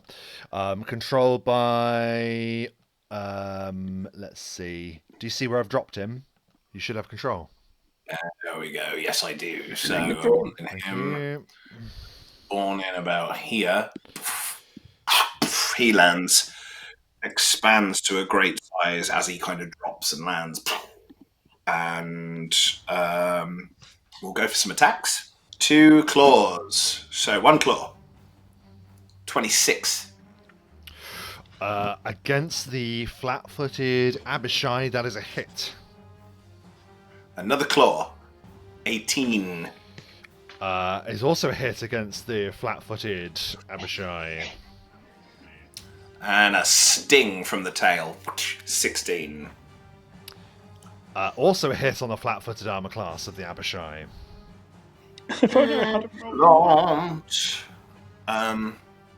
So each one of those is 1d8 plus 6. So we'll say 2d8 plus 12. So that's 16 points of damage from the claws.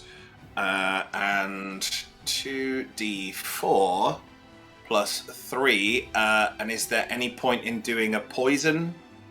9 points from the stinger. I think you've already said they're immune to poison. They are immune to poison, as Ansel told you, so you don't need to worry about that. Yep. So we won't roll the poison. You don't need to worry about it. So take it off your mind. 16 points. They are slashing damage. Yeah. So 16 points of slashing damage. They are. That makes sense. And 9 points of piercing damage, I assume, from the stinger. Cool. And then this thing has the improved grab feat. It hit with both claws, so it can now attempt for a grapple. Ooh, goody. Let's go. 27. Terrible roll. Isn't grappled. Is able to surpass that. It comes in snapping wildly as it forms into this massive form of this scorpion, cuts into it, but isn't able to grab hold of the Abishai, who gives out a feral shriek. This kind of monstrous insect roar, because it's just enormous. Wow. Very cool. As Obsidian continues to circle on his dragon. Anything else on your turn, Obsidian? Nope. Very good. So you circle on high at the position the wyvern is. So you're just directly above. Yeah, I'd say I'm about level just above the top of the tower and off the side of it, just here. So. Level at the top of the tower. Got it. So, that is now the Abishai's turns. So this one is going to... Ooh, what's he going to do? He's going to try and join battle with this scorpion here. So flies over here. And we'll get a single attack. Raising a terrible looking blade. 20 for the scorpion. That is a hit. For 14 points of slashing damage as it brings this vicious looking hatchet down. Bam! Onto the scorpion. Very nice. This one that was attempted to grapple with him will also go for it. But will miss. And then this last one up here of the Abishai will also engage, getting a flanking bonus. With a hit.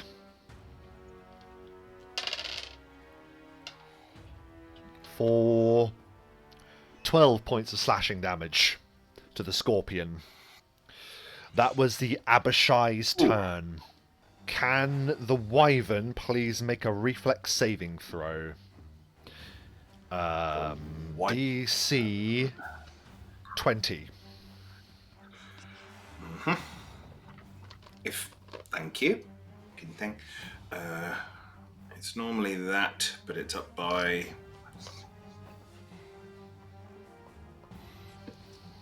So its save is slightly better than it would have been, but. Oh, yes, it can. So it'll only take half damage. In fact, just for transparency, I'm just going to be using a dice roll on my phone for big rolls. For big this is. I will roll the full amount and then halve it. The Wyvern, and by extension you, Obsidian, receive 15 points of fire damage as a fireball explodes next to you. Do I not get? I suppose. Well, you're on the Wyvern. Yeah, go on. You roll as well, I suppose. Yeah. I've not done mounted combat. I would have to ask Mike. Yeah. This because it's not a thing I do. So what are the rules on that? I don't know. But the Wyvern will take 15 for sure. You would need to make a DC 5 ride check to stay in the saddle. That's one. Don't fall out. You can also, you don't have the feat to use a ride check to negate, because if you have a feat, you could essentially take cover behind the Wyvern. But the thing you have to do is a DC 5 ride check to stay in the saddle. I mean, I have 4, so I'm fine. Well, roll a 1. you could roll a Don't 1. roll a 1. I could roll a 1. Yeah, absolutely, but I didn't.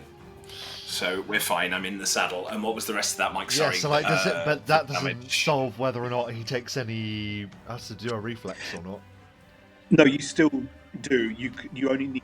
You can negate that if you have a feat. So you still need to make saves and checks as intended. Oh, apologies. Right. So you want me to do a Obsidian reflex? also make a reflex saving throw, DC 20.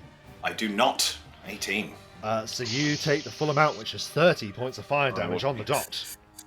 30. A fireball just rips into the air and boom! Ow. Explodes next to the Wyvern, who gives out a fell shriek. And you take the damage, unfortunately. This other caster is also going to take aim at both yourself and the Wyvern. Can you make another reflex saving throw, please, Obsidian and the Wyvern? This one, DC... What level is this one? Oh, it's the same, DC 20. Okay. Wyvern, no. Obsidian, no.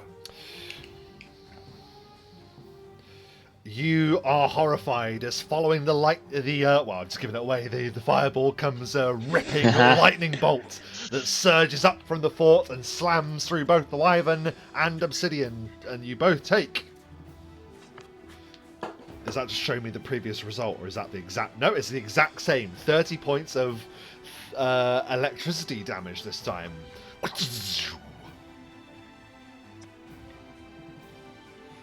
Mm-hmm. And the Wyvern takes 30. These two on the walls, on the guard towers, are also going to cast spells, but they're going to concentrate on the undead at the gates. So the one on the left is going to make a ranged touch attack against the salamander. I'm trying to remember all the names of the creatures on the board. What is the touch armor class of the salamander, please? Oh, bollocks. We have to bring up touch armor classes. He's not rolled that great. Salamander. I don't know his touch armor class. Give me 2 seconds. So normally... Oh, shit. So his touch would be... It's gone up because it's natural, so his touch would be 14. So that is a hit then for the first one. And for the second, 2 scorching rays come raining down from the tower onto the salamander. So that is 8, 9, 10, 11 for the first. What are they, sorry? They're scorching rays.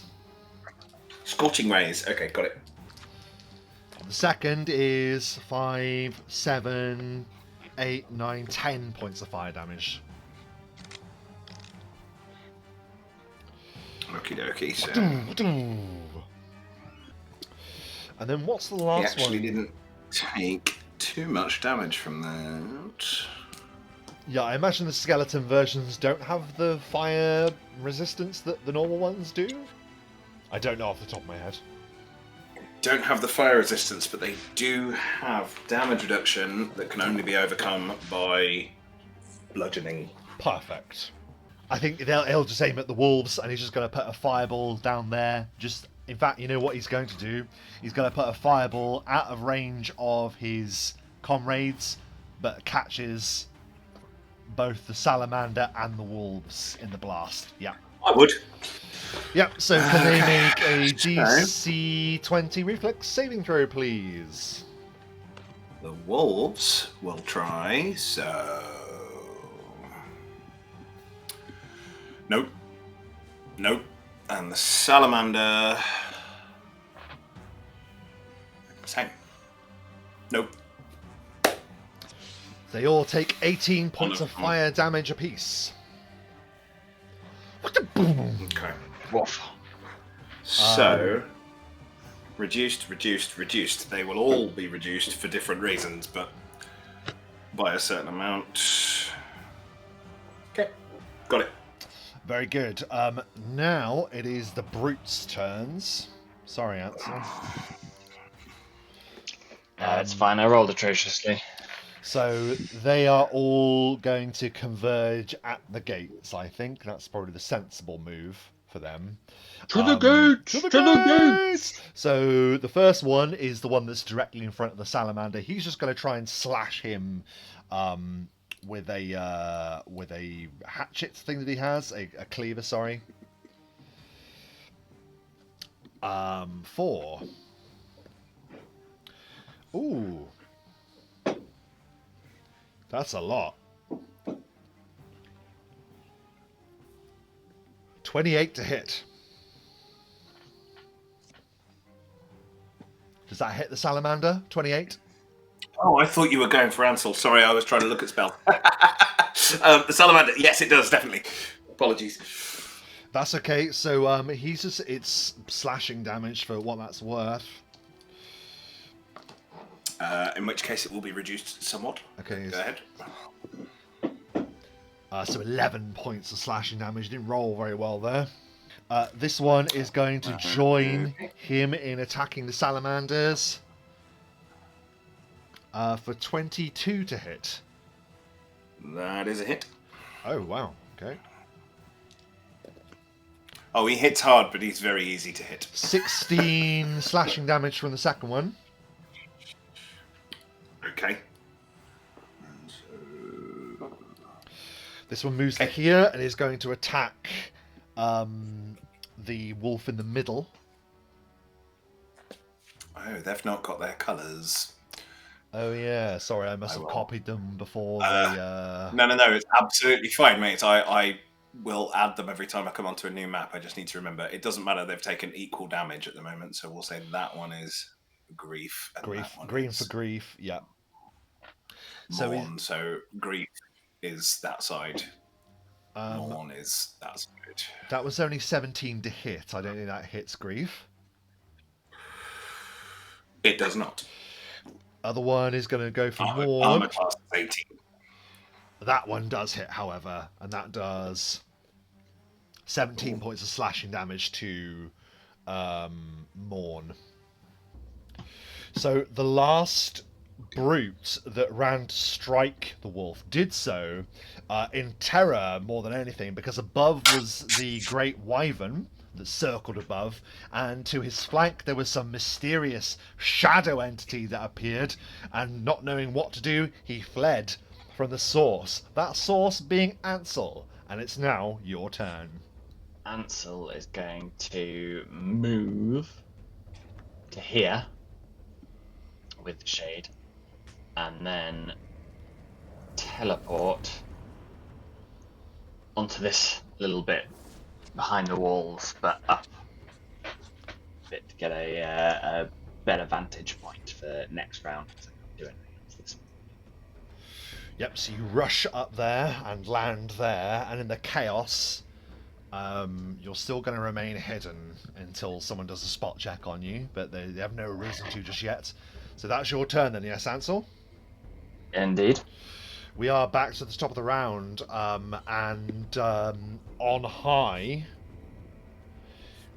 Amosruin spots the wyvern flying above, and with a single beat of his wings, is just going to soar towards the beast. Lovely. Let's see.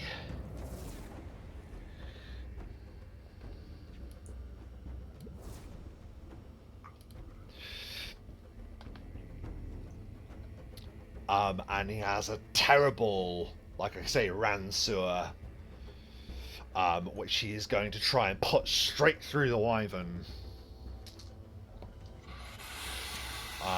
With a 29 to hit. That is a hit. Okay, he only gets the one attack because he flew.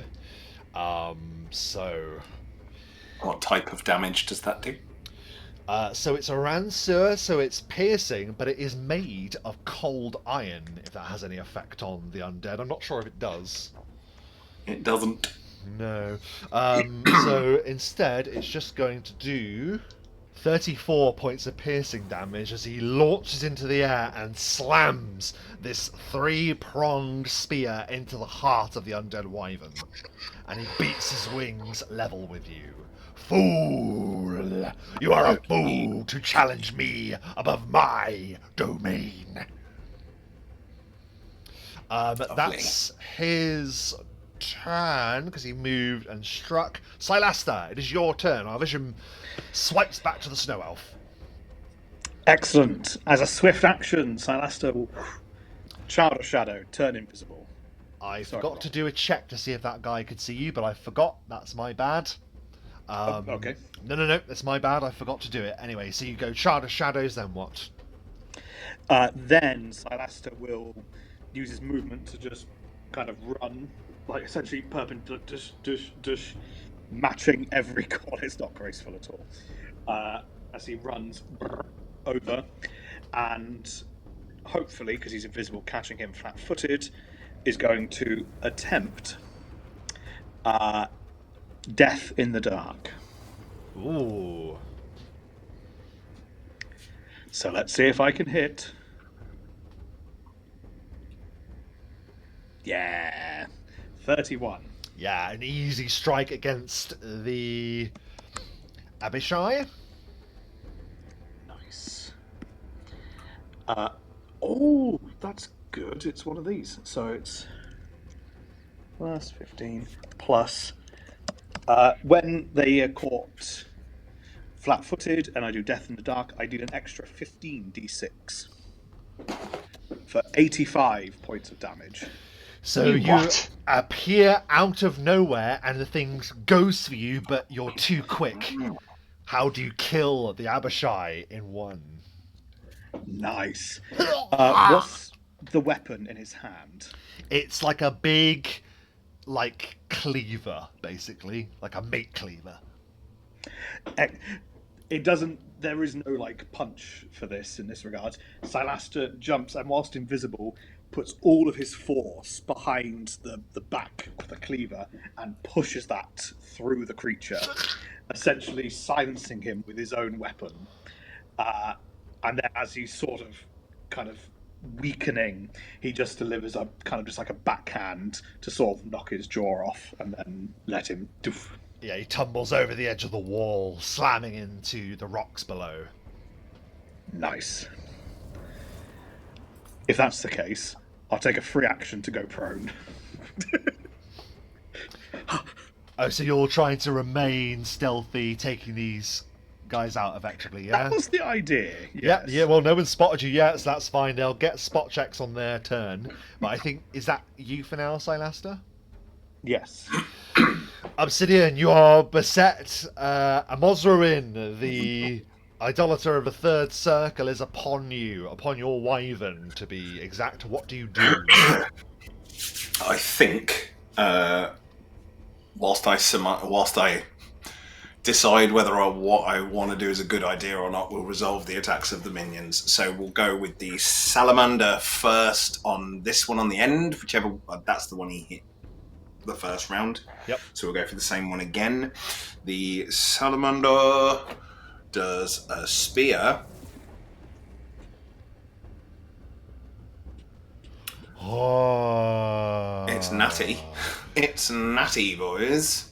Confirmed. That's a 30. That's a confirmation of the critical hit. Well done, Sally. More than one attack or just one Sally. attack? I can't remember if we called it something else, didn't we, last time, but Sally. It does have more than one attack. It also has a tail slap. Do those first. Which... 34. Is it critical on a 19? I don't believe the salamander does critical on a 19. So that's just a hit then, that's fine. Just double check.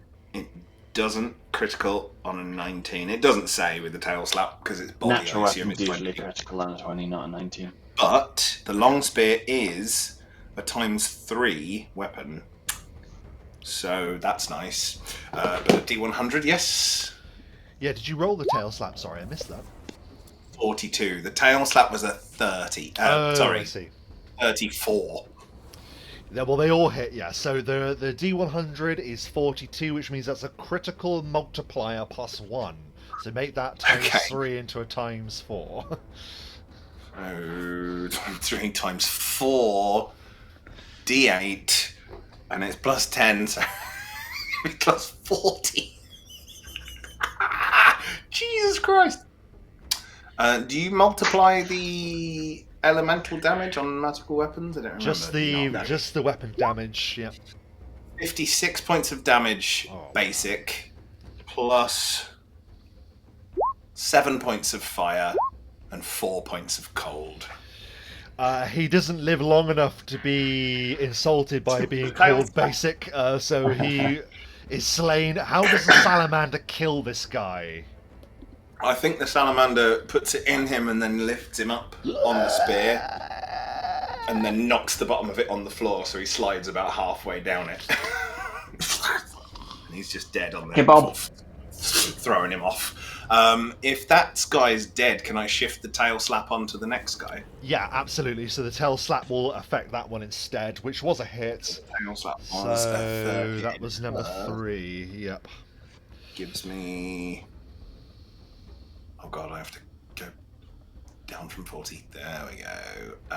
So 2d8 plus 4. So 11 points of normal damage and 1 point of cold damage from the tail slap to that guy. Yeah, the slap smacks him in the face as he watches his friend be raised like a banner in the battle that rages around you. Blood pours. He fights like an aggressive deep heat. Sure, yeah. Yeah, that's what I thought. Yeah. Hot and cold at the same time. Hot and cold at the same time. Yeah. Like aggressive deep heat, absolutely. So now we've got the wolves who will go for the ones that are in front of each of them. Yeah. Laid out nicely. So we'll go with Grief first for green. He rolls a 24 on the guy in front of him. Is a hit against him, yep. He's already badly wounded, yep. We'll roll that damage first, and then, so that's... Oh no, he's not. So he takes 15 points of damage, plus another 5 in cold damage, so 20 overall. He cries out loudly, but he lives. Morn, only 15 on the guy in front of him. Is a miss. The miss. Morn misses. That saves us a bit of time. And that is the minions down there. Then the scorpion will go again for the guy in front of him with the 2 claws. Yep. Where the hell on many screens have I got my scorpion open? Just there. Scorpion, 2 claws. Yeah, absolutely, mate. It's a thing. So the first claw, 14. Ding! Somehow parries the great scorpion with his blade. The second claw, 25. Gets him with that one. Nice. And the tail, the sting, will aim at this guy behind him, I think. Okay. Might as well. Yeah. Just because he's fighting off a few of them. Only 8, so it misses anyway.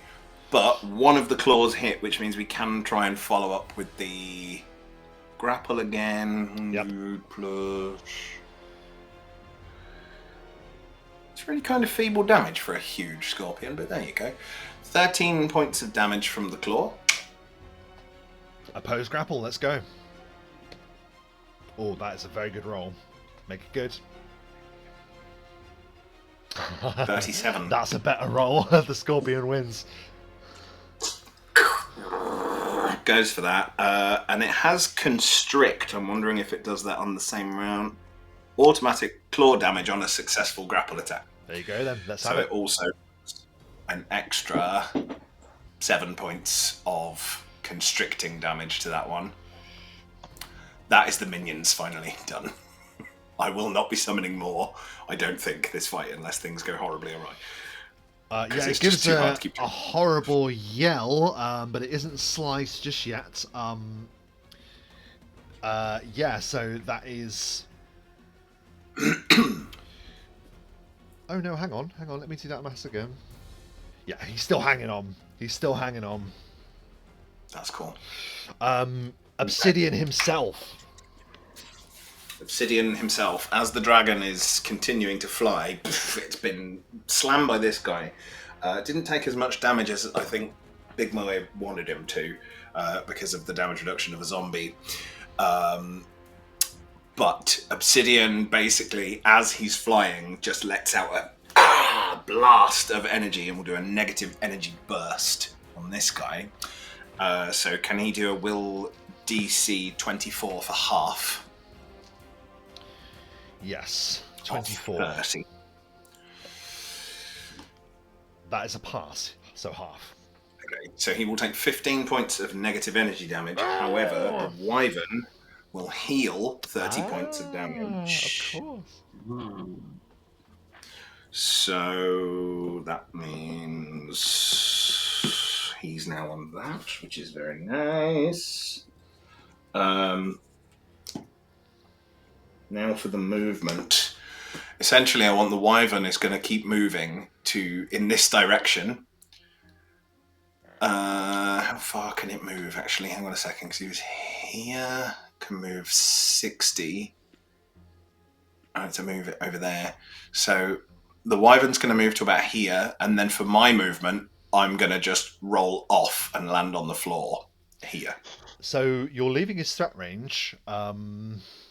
Yes. And you've attacked, so that's going to provoke an attack of opportunity. Well, I mean, the wyvern is, but we both are. He can attack either one of us, really.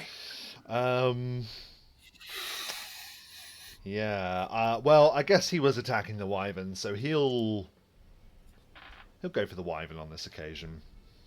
Okay. I need a calculator for this. Wyvern's armor class is 22. Forgot to add my bonuses. That is a hit. So he slams into the wyvern as it goes by. 35 points of piercing damage to the wyvern as it moves away. Good job on healing. I guess it's that Actually, right check, but you're coming healed off it 30, anyway, so just I'm not put gonna 30. ask you to roll because you're coming off it anyway. So I mean, fast literally- dismount is DC 20. What does that mean? Because you've already attacked. So a fast dismount means you can dismount a creature. Right, but what happens if you fail that? nothing. It's a You've move got a action. ring of featherfall and you're in the sky. So I'm gonna say don't worry about it. You just fall off Fair and you enough. float because you have That's featherfall. damage, Yes. Oh, yeah, I am wearing the ring of featherfall. This is true. So I hadn't it even doesn't. considered. It doesn't even matter if you fell off. You would just float. Yeah, he anyway. wasn't trying to make it showy. He was going to land on his. That's fine. Do a bit of a roll if necessary, but if he can, yeah, you're right for featherfall. Thanks for remembering. Yeah, so I will now place Obsidian, who hasn't been on the map so far, over here where he landed. About here. Doof. Against the edge. Very good. That is Obsidian's turn, I dare say. So that is going to be the Abishai's turns, which will all just mount a multiple attack strikes against the Scorpion. So one in front of him. Stop. Two of them have a flanking bonus. 22. 22. Scorpion, 22. armor class of 20. Yes. First one's a that is hit. Second one is also a hit. Third one's a miss. So that is, for the first one in front of him, is going to be 11 points of slashing. Mm-hmm. And brain, 13 points of slashing for the second. Both against the Scorpion. They are going to get a spot check to see if they can see Sylaster. Do you remember your original high check? Yes. I should have asked you to make one. 3, I In think. fact, I you can know make what? because I I'll dropped just prone. do another. Yeah, because you dropped prone. So just give me another high check. I know it's not your turn. I should have asked you to do it. That's fine. It was 38. So there's 3 attempts to spot you. None of them appear to be capable of spotting you, Sylaster. So they're just going to stay where they are, then just trying to attack the Scorpion until, boom, the Wyvern lands amongst them, which will be a concern for them on their next turn. That was them, the Sorcerers. Now, the Sorcerers can... Might as well. Can the Salamander and the Wolves give me 2 reflex saving throws, DC 20? Shit. Yes, they can. Salamander 16, so no. Did you say 2? Yeah, all of the ones in the... Yeah, two each, please. Salamander failed twice. Okay. And the Wolves, their reflex is the same. Grief. No. Mourn. Yes. No. Met it, didn't exceed it. So Mourn succeeded on one of them. They failed all the rest. Okay. What's the best way of us doing that, then? Rolling it all, I suppose. Yep. Oh, is this the fireball? 2 fireballs, yes. Ooh. I'm afraid. 43 points of damage. Okay, so they will take... And then halved. Half of 43 is 21, because you round it down. Yep, so 21 for one of them then, and the rest And that gets was 43. Morn. Morn is ablaze. He does not look good. These two are going to send blasts of lightning. No, not lightning, because that's going to... 2 scorching rays each, I think, at the Scorpion. Touch armor class of the Scorpion. Touch armor class of the Scorpion is 8. Okay. It's a huge insect. It's not intelligent. It's a standard huge insect. It is entirely disposable. Again, with the dice roller, just for transparency. So, that's 4 scorching rays slam into the Scorpion.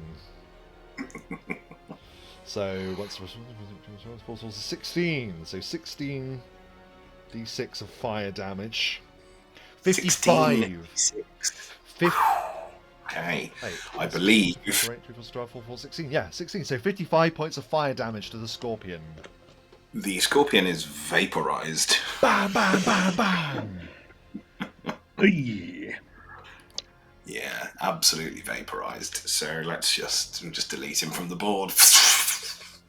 Turns to dust. Now Oh, dear. it's going to be the brutes' turns down there. So one of them is going to attack the salamander Salamander armor class 19. as a hit for 10 points of slashing damage. Wow, it's a good job these guys have got a lot of hit points, isn't it? Because they're getting absolutely mullered. One of them is going to roll for more grief. In the middle. You may be killing my dogs. You feel good. Feel good That about one that. is also going to be a hit. So that is Which one is that? Grief. The grief green in the one. middle. Yeah, Middle. 9 points of slashing. Okay, I believe he is dead. Oh no! He is dead. Grief is dead. You have completely, he breaks apart, and there's a howling of a spirit from within that then just dissipates into nothing. Shit. Yeah. That one goes. Which in that case, well, that one's gonna miss anyway. So that concludes the That's good. brutes' turns. Yep, that's them. Ansel, it is now your turn. Great. I would like to move the shade to get closer to this one, and he can fly, so he has Oh, no of course he trouble can. I was about to say, yeah, that's cool. reaching. And then we will sickening blast the I forgot his name, the devil. Amosruin. It's Amosruin. Yes. 17 on his touch, an awful roll. But he's pretty big. There's a He is chance. pretty big. Let's see. Can you give me a caster level check, please? Oh. Fucking horrible. Don't creatures. forget, your new gem comes to life and gives you +2 to your caster level check. He sees the blast coming and just bats it out of the way with his spear. That's a shame. I'm done. Great turn, Dom. See you in an hour. Yeah. Um, Yeah. Two big turns there from me so far. Amosruin. Now, you've not really proved to be much hassle, but he thinks that wyvern's going to be. So he's just going to continue his assault on his original target. Fair. And he is going to do a powerful charge from flight. Massive spear from on high. Doom! Armor class of the My wyvern. sparkling dragon. 22. That's a hit. Of course.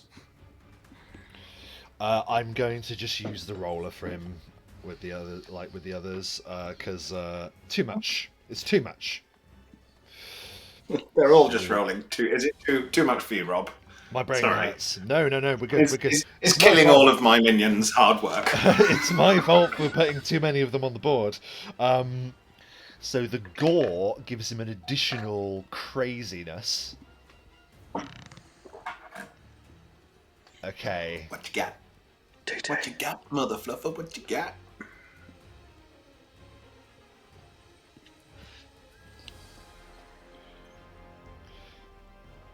Oh, but it doesn't roll very well. 42 points of piercing damage as he comes arcing down on high, and puts the thing through the wyvern.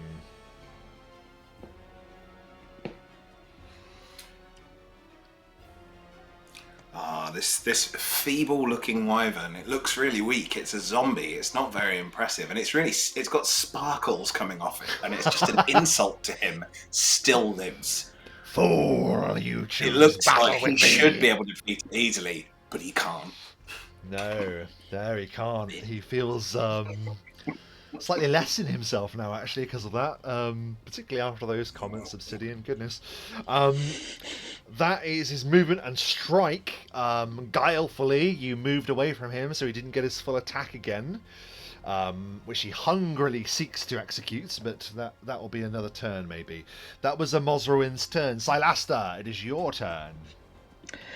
Well, because of my boots of agile leaping, I can stand from prone as a swift action, so that's not a problem.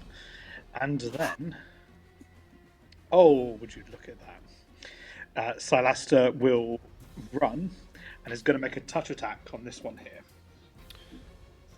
Yep, so you rush towards him, and he is unaware of your presence. 27. Yeah, easy on the touch armor class. Excellent. We do an opposed grapple. Sorry, an opposed trip attempt.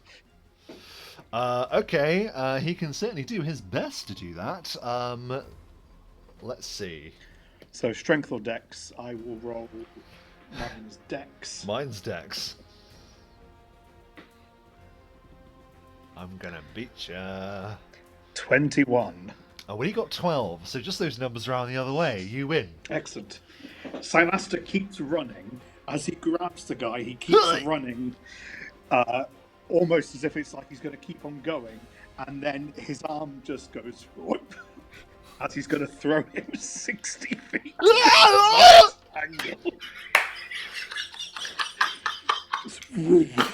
It's like Team Rocket. You just Team Rocketed him. He's blasting He is off blasting again. off again. Wait, let's measure it. It's 60 feet, then he begins falling, right? So it'll be from... Oh, yeah. Oh, God. He goes off the map. Off the map! Jesus Christ. Thrown into oblivion. Would you like to roll damage? Yeah, so that's... in total, it was 80 feet, so 8d6 for the full damage, right? I do my damage on top of that. Yeah, of course you do, yeah. So that's 8d6. So that's 8 plus... So that's... That... 46 points of damage. Yeah, he hurls through the air and just smashes into the ground. You just hear like a horrendous crack as every bone in his body shatters. He is dead. Nice. Nice. Very Feel nice. free to add the effects in the battle. Like, definitely do that because that's really cool. Yeah, as long as they are trying to keep it appropriate very effects, sparing because of they course. don't disappear sometimes and they throw things off. But that was a perfect moment for one, really, wasn't it? Come on. Yeah.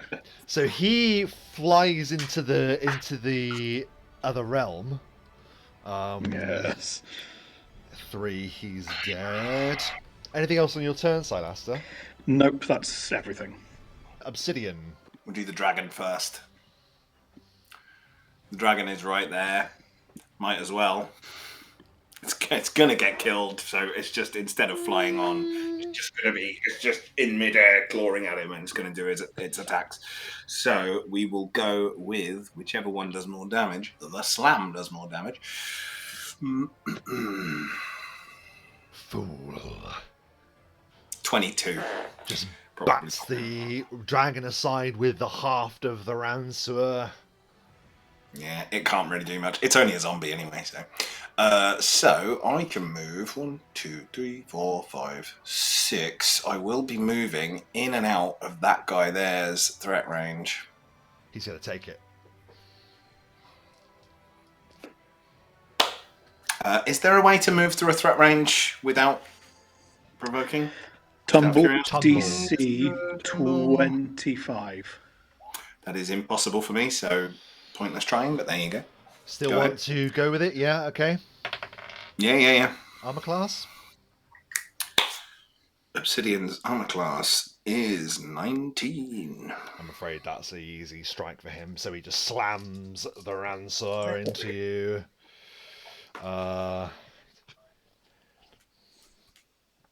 For 26 points of piercing damage, Obsidian. It slams hard into your side as you make your way through.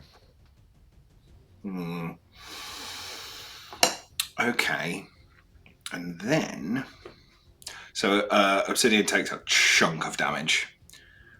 It's hard to tell whether he's looking unwell or not, because he always looks kind of hunched and stuff, but he is looking a bit staggery at the moment, like he's wavering a bit. But what we will do...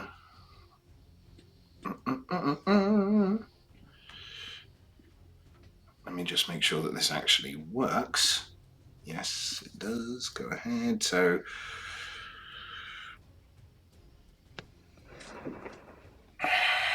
Could get that. Yeah, no, we're going to go with that one. Okay. Obsidian stands dead still.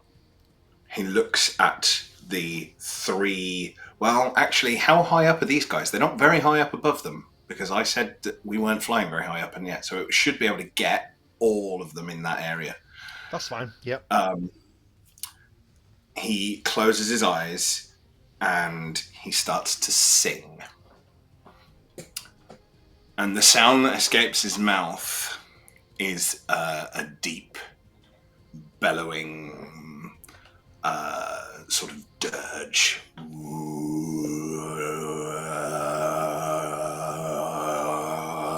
And the sound echoes through the air. Can all of them in that area, let me just make sure, a circle, please. Oh, very much so. All of them in the area, please do a will save. DC 26. I'll do the Abishai first. Is this subject to spell resistance? I believe it will be. Let me just double check. Got it open. Yes, it is. So the Abishai all fail without question. Can you make a caster level check to see if it affects the Malabranch? Can. 28. Goes through the spell resistance. Let's see if he fails the check. What was the DC again, sorry? 26. I'm sorry, that's an 18 on the die. His will's save is very strong. Absolutely He beats not that. a problem. Yep. They hear this song in their head. For everyone else, it's almost too deep to hear, but they can hear it. It echoes in their mind, and it just sows distrust between them, and they are compelled to destroy each other. Excellent. Including their infernal The song boss. of discord. Yeah. Cool. Excellent work. That was you. What about the rest of your fiendish, your undead host? I should actually correct that, Rob. I apologise. Let me just read the spell, because as much as that sounds wonderful, it is a 50% chance to attack the nearest target each round. Roll to determine the creature's behaviour. A creature that does not attack its nearest neighbour is free to act normally. So That's fine. So when we get to their turns, all methods at their disposal, and actually, where I would have put it, sorcerer probably would have been got as well. Can I just check that? Yeah, I think it did get him, to be fair. I think a 20-foot radius would get him as well. So, yeah. I'll do a roll for him. Will save was DC. Oh, he definitely failed. That's a 2 on the die. Yeah. So yeah, nearest foe will do a 50% on their chart on their turn. Very good. Well, That when we get turn. to that turn, well, what about the wolves and the salamander course. and the wyvern? So the salamander will go for the one that is left here next to him, and that is 28. 28 is a hit. It's 28, lovely stuff. And a tail slap, same guy. Also 28. We're rolling 28. Yep, that's a hit too. So the spear does 12 plus 1 plus 3. So 1 fire, 3 cold, 12 piercing. Tail slap does 6 normal and 1 cold. The tail slap is the thing that ends it. How does he Sort of- die? How does he die? Even on a triple one. Yeah. I mean, I think that what he's what he's done there, so he's speared him. It's gone straight through his kind of shoulder. The spear holds him still as the tail swings around and just takes the legs out and like almost cuts him in half while he holds the top still. And then the wolf, my darling Morn, will go for an attack, but he's probably going to die next round. But we'll see. Well, die.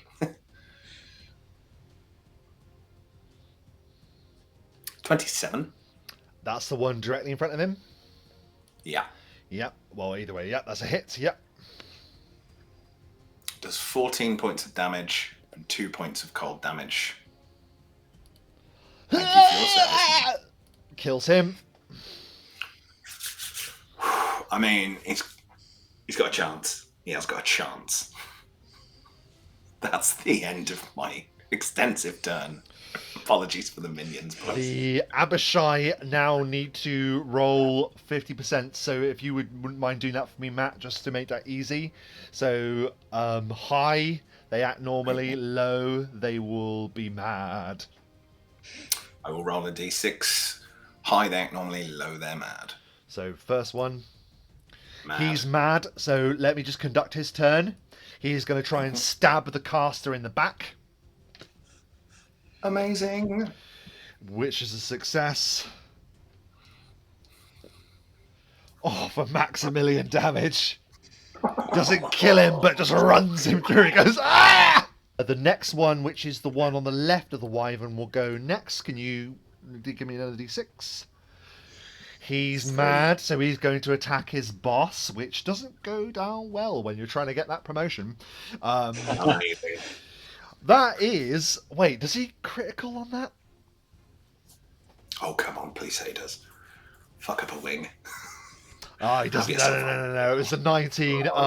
Does that actually hit? Oh, come on, at 19. No, it doesn't. He can't hit his own boss. God, that's insane. He has to nat 20 to hit him. Yep, unfortunately so. The Mana Branch is a powerful entity who parries the knave that has fallen to your power. The last one's also going to attempt the same. He has to get a critical. That is a critical! I swear to God! Well, But he has to confirm it. Also, I don't know if he's mad or not. Oh, yeah, check. He's not. He acts normally. I swear to God, that was a nat 20. That's a shame. So instead, he's going to try and just slice at the wyvern. Well, if he criticals already, he hit. I'm The wyvern's immune criticals. So. I re-rolled the attack. It's fine. That's a 24 to hit the wyvern. That is a hit. Yeah. For 10, 11, 12 points of slashing damage. Takes the wyvern to -1. It is destroyed. Well, he's getting a promotion instead. The wyvern is destroyed. The Abishai celebrates in triumph.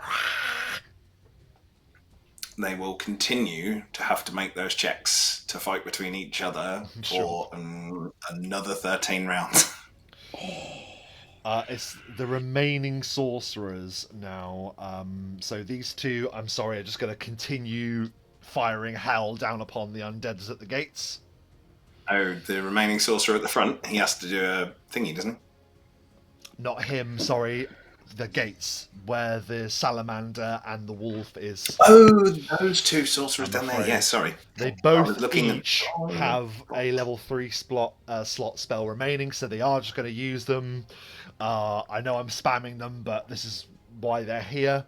Can they please make 2 reflex saving throws, the salamander and the wolf, please? I don't think it will save them. It will save the wolf anyway, even if he does make it, so we'll roll him first. He critically failed, so he's just going to stand still and stare at them with demonic eyes. The salamander, 10. Same thing. Okay, so the fireball comes raining down then, sadly. 2 fireballs. Just so you know how much it is.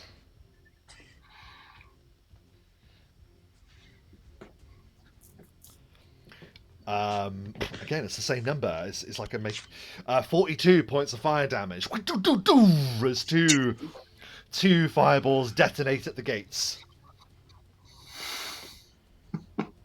I mean, that's insane. Yes, of course, both the skeleton salamander and my beautiful hound are destroyed. Of course they are. 42. Jesus Christ.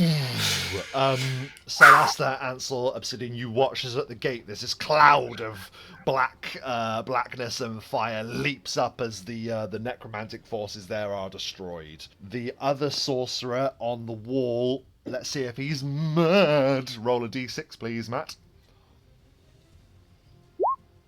No, he is not. He's not mad, so instead he is going to... I'm going to ask you to make a reflex saving throw, please, Obsidian, as a lightning bolt comes hurtling towards you. DC 20.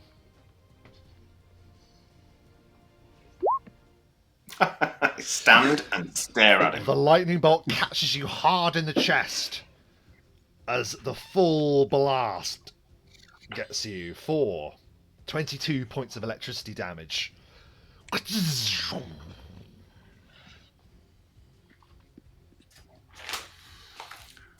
Ow! That is He reduces that a little bit. Yep, that's the sorcerer's turns. The one remaining brute is just going to begin his journey, his long journey to climb the tower. So he begins running. I can't be bothered to count. We So he left gets one about that. alive. Yeah, This is not good enough.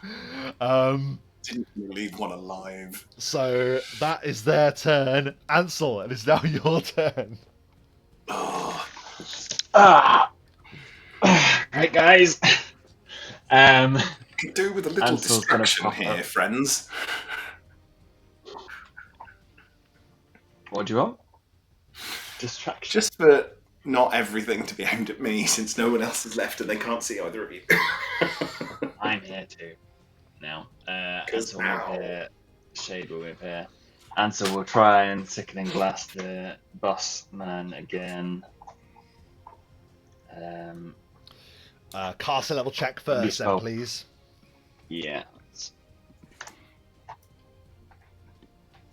It's even worse than last time. Ding! Is Just that blocks with it. your third eye? It is indeed, yeah. Yeah, unfortunately not good enough.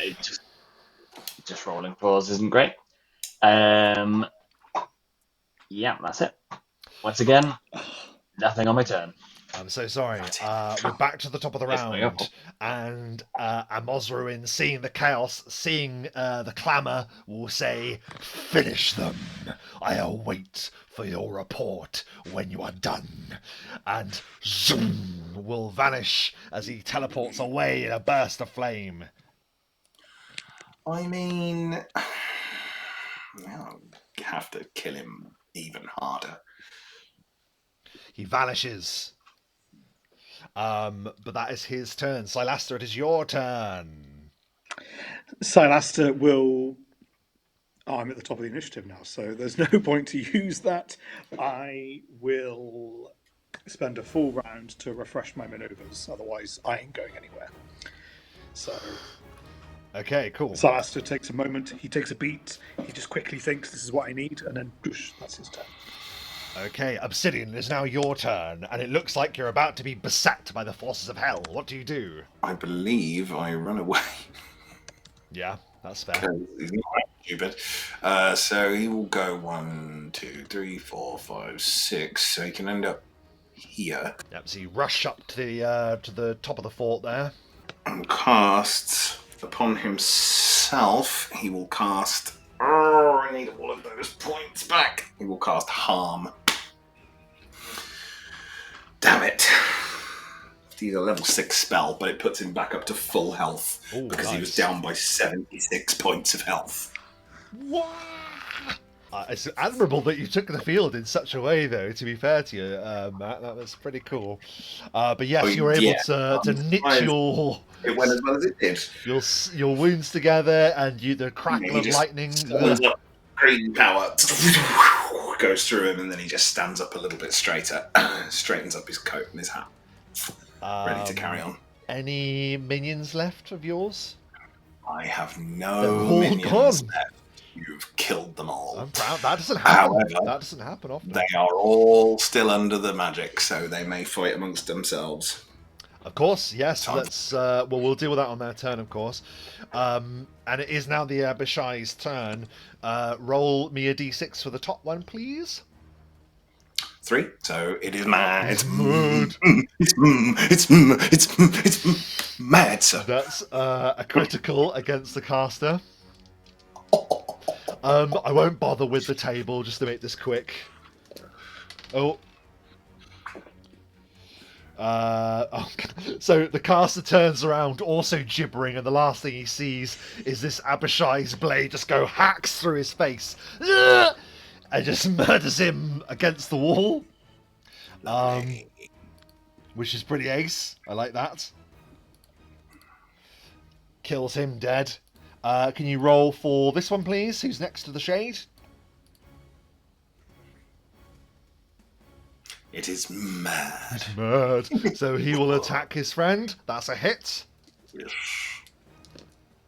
For 9, 10, 11, 12, 13 points of slashing damage against his mate, who is number 4, who is not wounded at all, but never mind. And then the other one, please, roll for him. He is not mad yet. He's fine. So with a beat of his wings, he is going to land next to Ansel. And a blade comes scything down towards you, Ansel. Armor class. 19. How do you parry it or defend yourself? Ansel just seeing the creature come, his claws come out, and he just does the ultimate block with his claws to prevent it from hitting him. That's excellent work. It is now those casters that remain. Those two down there, they don't have line of sight on any of you because you're all above them now. So what they're going to do instead is 5, 10, 15, 20, 25, 30, 35, 40, 45, 50. He's gone. God.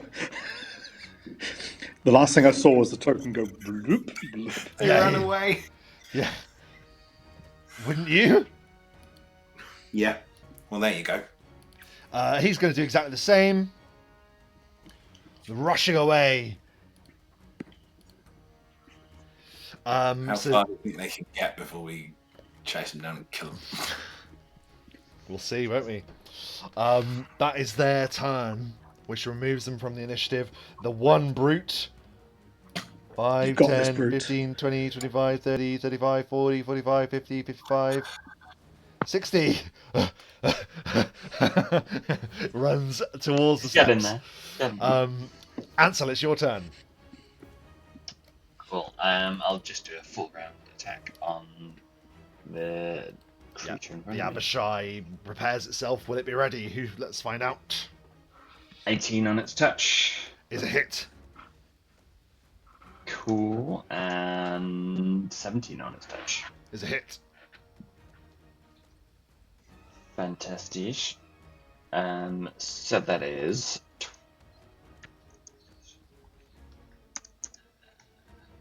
59 points of damage. Oh, this one already wounded by one of its comrades. You destroy it, Ansel. How do you do so? I think as it flies down to try and strike Ansel in its previous round, Ansel blocks the hit and then just brings both claws just up into its guts as it lands on him and just rips him in twain. Incredible. Anything else on your turn, Ansel? Movement or stay where you are? I think I'll stay where I am. Yeah, I'll stay where I am. Let them come to you, of course. Yeah. Sylaster, it is now your turn as Amosruin has left the field. Excellent. Sylaster will use a movement action. Yep. He'll use his shadow stride to appear here. Zoom. And then, because he's been hidden this whole time, he's catching him flat-footed. Excellent. So I'll then use my Death in the Dark again. So let's see if I hit. He's also at -2 AC because the shade is there. Nice. Not that it makes any difference to that roll. That's a hit. Yeah, that's an easy hit. You just appear next to him, and your will is done. Roll it up. Can you make a fort DC 24? Yeah. Not on this occasion, though. So that is 15. I'll just do it combined. 81 points of damage. How do you destroy this white Abishai? If you allow me to do a hide action with this as well, Go on. I grab his wings and I use one of the wings as I sort of just pull it around its neck to almost choke him on his wing. And then as I choke him, I'm pulling him to the floor and I'm going to hide under his body. You can do a high check. DC 25 for it to work. 42. It works, yeah, you vanish beneath its corpse. So I strangle him out with its wing, hide under him, so I've got, if needs be, for the next time. Amazing. I'm hiding. I love that so much. Yeah, slain, the Abishai twitches and then stops. Obsidian, it's your turn. I don't want to waste any more spells. There's only this one thing really left. So I will use my... Yeah, but we want to leave one of them alive. 2 ran away. Yeah, but we want to hunt them down and kill them. We don't want them to miss the end of the combat and tell only part of the story. Anyway, I don't want to waste spells on this guy, so I'm just going to use my Spectral Hand, which has been wafting around me the whole time. And it goes in for a touch attack on him, so his touch armor class... 21 on his touch armor class. The Abishai was the only remaining one, right? Yeah. Oh, no, sorry, him. Or do you mean... Mm-hmm. You mean... On the Abishai. Yeah, okay, that's on fine. the demon. Yeah, that's a hit. Oh, sorry. Okay, so using Charnel Touch, he will just take 11 points Maximilian damage of negative energy damage as the Spectral Hand just wafts through him, and it takes a little bit of his life force away. And already wounded, he staggers from that. Ouch. But he does not fall. That's my turn. It is now the remaining Abishai's turn. He'll see if he can spot. No, he can't spot Sylaster, so with a single beat of his wings...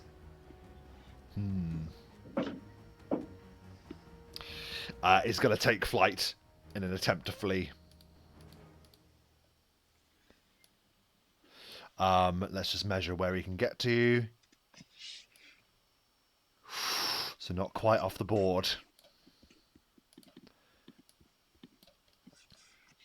So he gets to about there as he begins flying away, his tattered wings in pieces. Oh, I suppose he's still mad, so maybe he wouldn't run away as he's mad. So let's find out.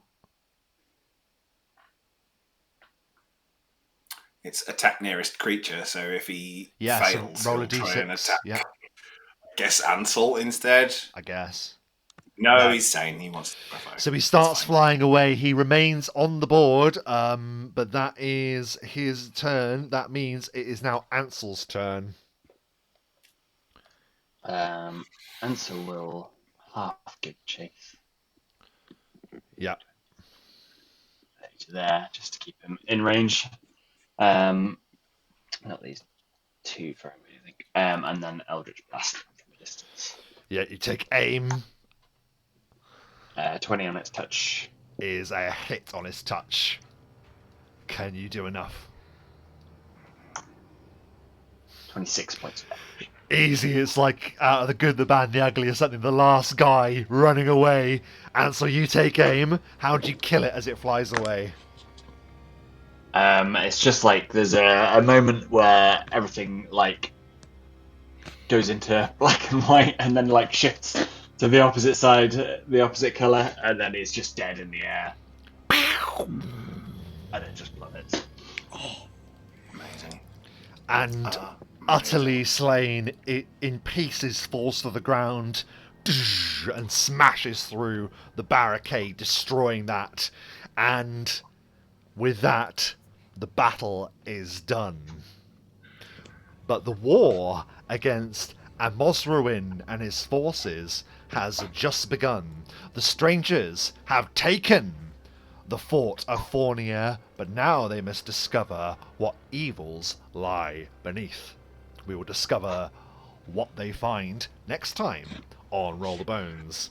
Let's quickly Got to have a think about what we're going to say to this one that's left. to this, yes. So let's quickly discuss our thoughts and feelings at the end of the session, and we'll begin with Dom. Yeah, I just failed to be tactical enough. I think I had limited option. I think I just chose wrongly for the first 3 turns, which is completely ineffectual. But then the last 2 turns killed a thing each turn, so that sort of, yeah, you win some, you lose some. I just need to be a bit more. I need to think about things more when I've got an hour to wait in between turns. It wasn't an hour, but yeah, I enjoyed the circus folks at the start as well. Just playing with them. But yeah, need to be a bit more tactical and not just go try and hit the biggest thing and bounce off it. Nah, it's all good. Lots happening in that combat for sure. Yeah. Next time there'll be more foes, different foes. We will learn what they are next time. Yes. Matt, thoughts and feelings at the end of the session? Yeah, man. I think Ansel just got really unlucky with the rolls for the spell resistance. Otherwise, we know how effective he can be at just nerfing the hell out of people. It was just bad luck. Yeah, man. We said we wanted to put on a show. That was a show. And we definitely put on a show. I mean, we showed up, 3 of us, and just eradicated everything. They took out my minions, but then that's the point in undead minions. Yeah. Because the next time they see us, there'll be more undead minions, which is more of a show, isn't it? They go down, they just get back up. That's the whole thing. So I really enjoyed that. And then obviously, big boss, pretty tough, gnarly. Look forward to trying to take him down. It's just a thing, isn't it, with having so many minions on the board, trying to keep track of how many, and because they've all got different stats, and it just takes time. So I apologise for slowing down the combat. It's just the type of. It's the nature of your character. That's all. Yeah. But I try and keep it interesting, at least with what they're doing, and how they're all a bit different. And also apologies for the giant scorpion. I had been planning on it coming up at some point for a long time. Wasn't necessarily going to use it today. I'm dismayed that I couldn't find one. That's just blown my mind. I sort of thought it would be really easy as well. There is a definitive scorpion thing in the Roll20 art, and it just wasn't coming up, so that annoyed me very much. Yeah.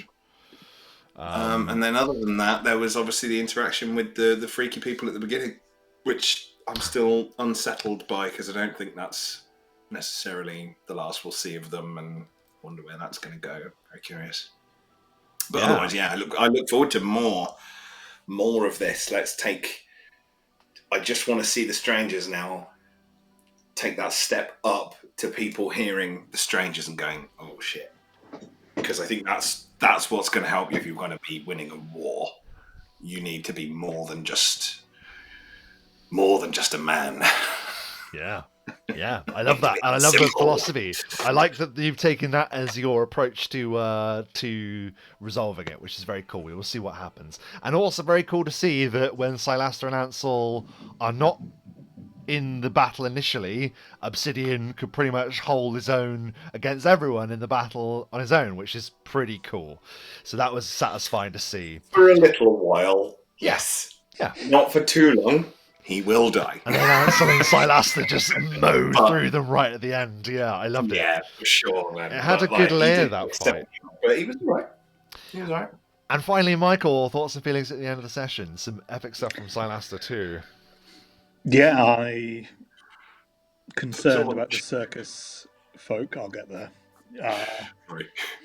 We'll see where they go and who else and will their troop grow to bigger numbers? We shall see. But I enjoyed the sort of the game with the two. I don't have his name to hand. The two of you basically, when Ansel was one of them as well. Oh, Fortis. Yeah. Fortis. Yeah. The Fortis Eye. That was good fun, and nice to have that kind of the development of the characters as they were progressing as well. And yeah, that was a lot going on that combat. I love for the most part, Sylaster was never spotted Silent up Assassin. until the end. Yeah. He's still hiding under the wing. Yeah. He's just there. And yes, cannon as he launched someone into the abyss. That never gets old. That never gets old. It never gets old, especially when you do it off the side of castle. Yeah. Again, I took it to a new level. That was amazing. That It's that was sort my of, favourite moment in that combat. Ridiculous. it reminds me of the time we were playing Halo 3 and I knocked Matt off with a hammer and I followed up with a tell my family I love them. Yeah, absolutely. I remember. But there were some really nice moments in it. I think it was a shame with the spell resistance and the cast level checks. That was a pain. And Sylaster had a lot prepped, but had to double up because he fluffed it right at the start. But apart from that, it was all grand. Yeah, interesting unfolding of that battle. It didn't happen in quite the way I imagined, but there we are. That's just the nature of the dice, isn't it? But yeah, I hope everyone enjoyed this session. Big battle to signal the war proper against the idolaters. But now, next time, the strangers must delve into the heart of the Fort of Fornia and find the hellish secrets that lie in wait for them. If you like this session, give it a like. If you'd like to see more like it, then of course subscribe. Hit the bell, and it shall tell you when the bones are rolled. And that reminds me about what we always say when we conclude these sessions. We always conclude these sessions by saying, bone them rolls. Bone them rolls. Bone them. Walk your dogs. Walk your dogs. And don't tell your mum. And don't tell your mum.